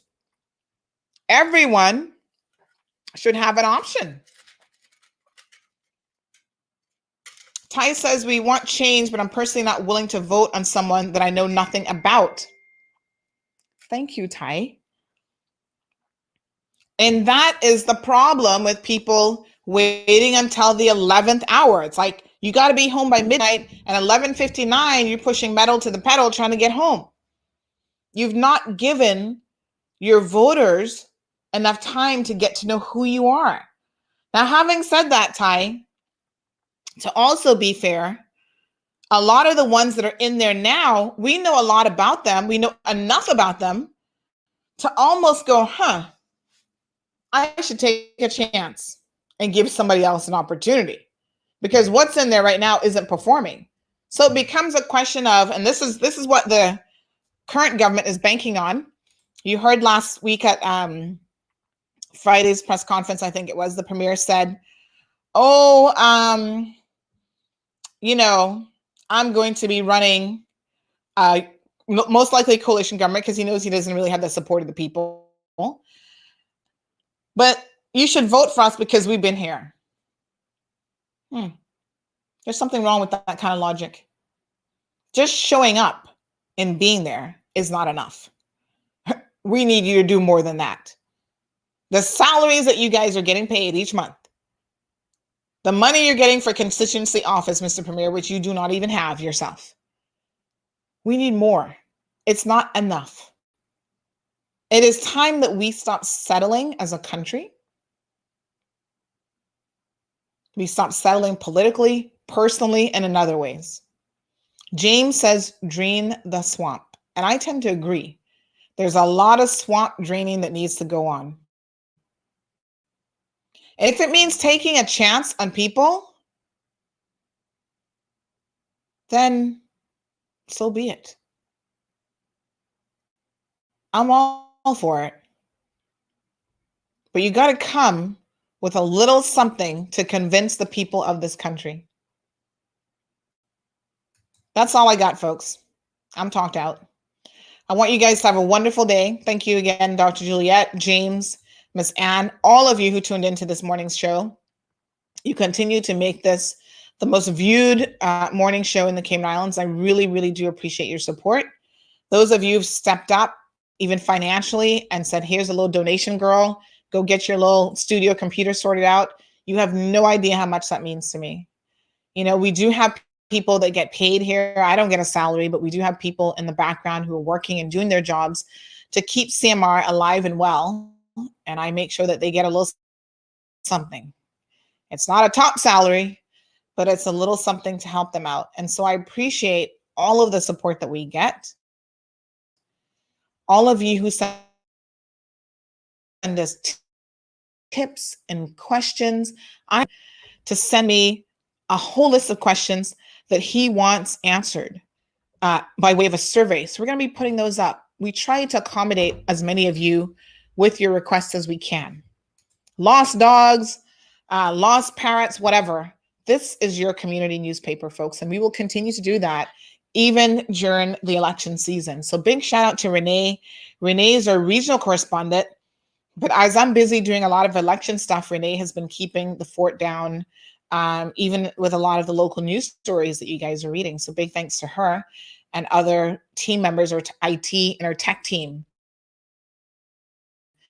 Because trust me when I tell you that to keep a website alive with these types of numbers, where you have close to 500,000 visitors, in the last 21 days, that's no easy feat. There's servers that have to be maintained and all sorts of other stuff in the background. So I thank our team. They remain hardworking, silently in the middle. But it is what it is. Rone says, the question, why are so many candidates not coming out before nomination day? That's for the same reason why the election date was changed. That it is so some big people, like who, can come out and endorse certain people. Well, we will certainly see. Next week is nomination day. If you're intending to run for public office, folks, you need to know what your legal obligations are. So make sure that you know that you have to submit your standards and public life declaration form by this Friday at 10 a.m. No exceptions.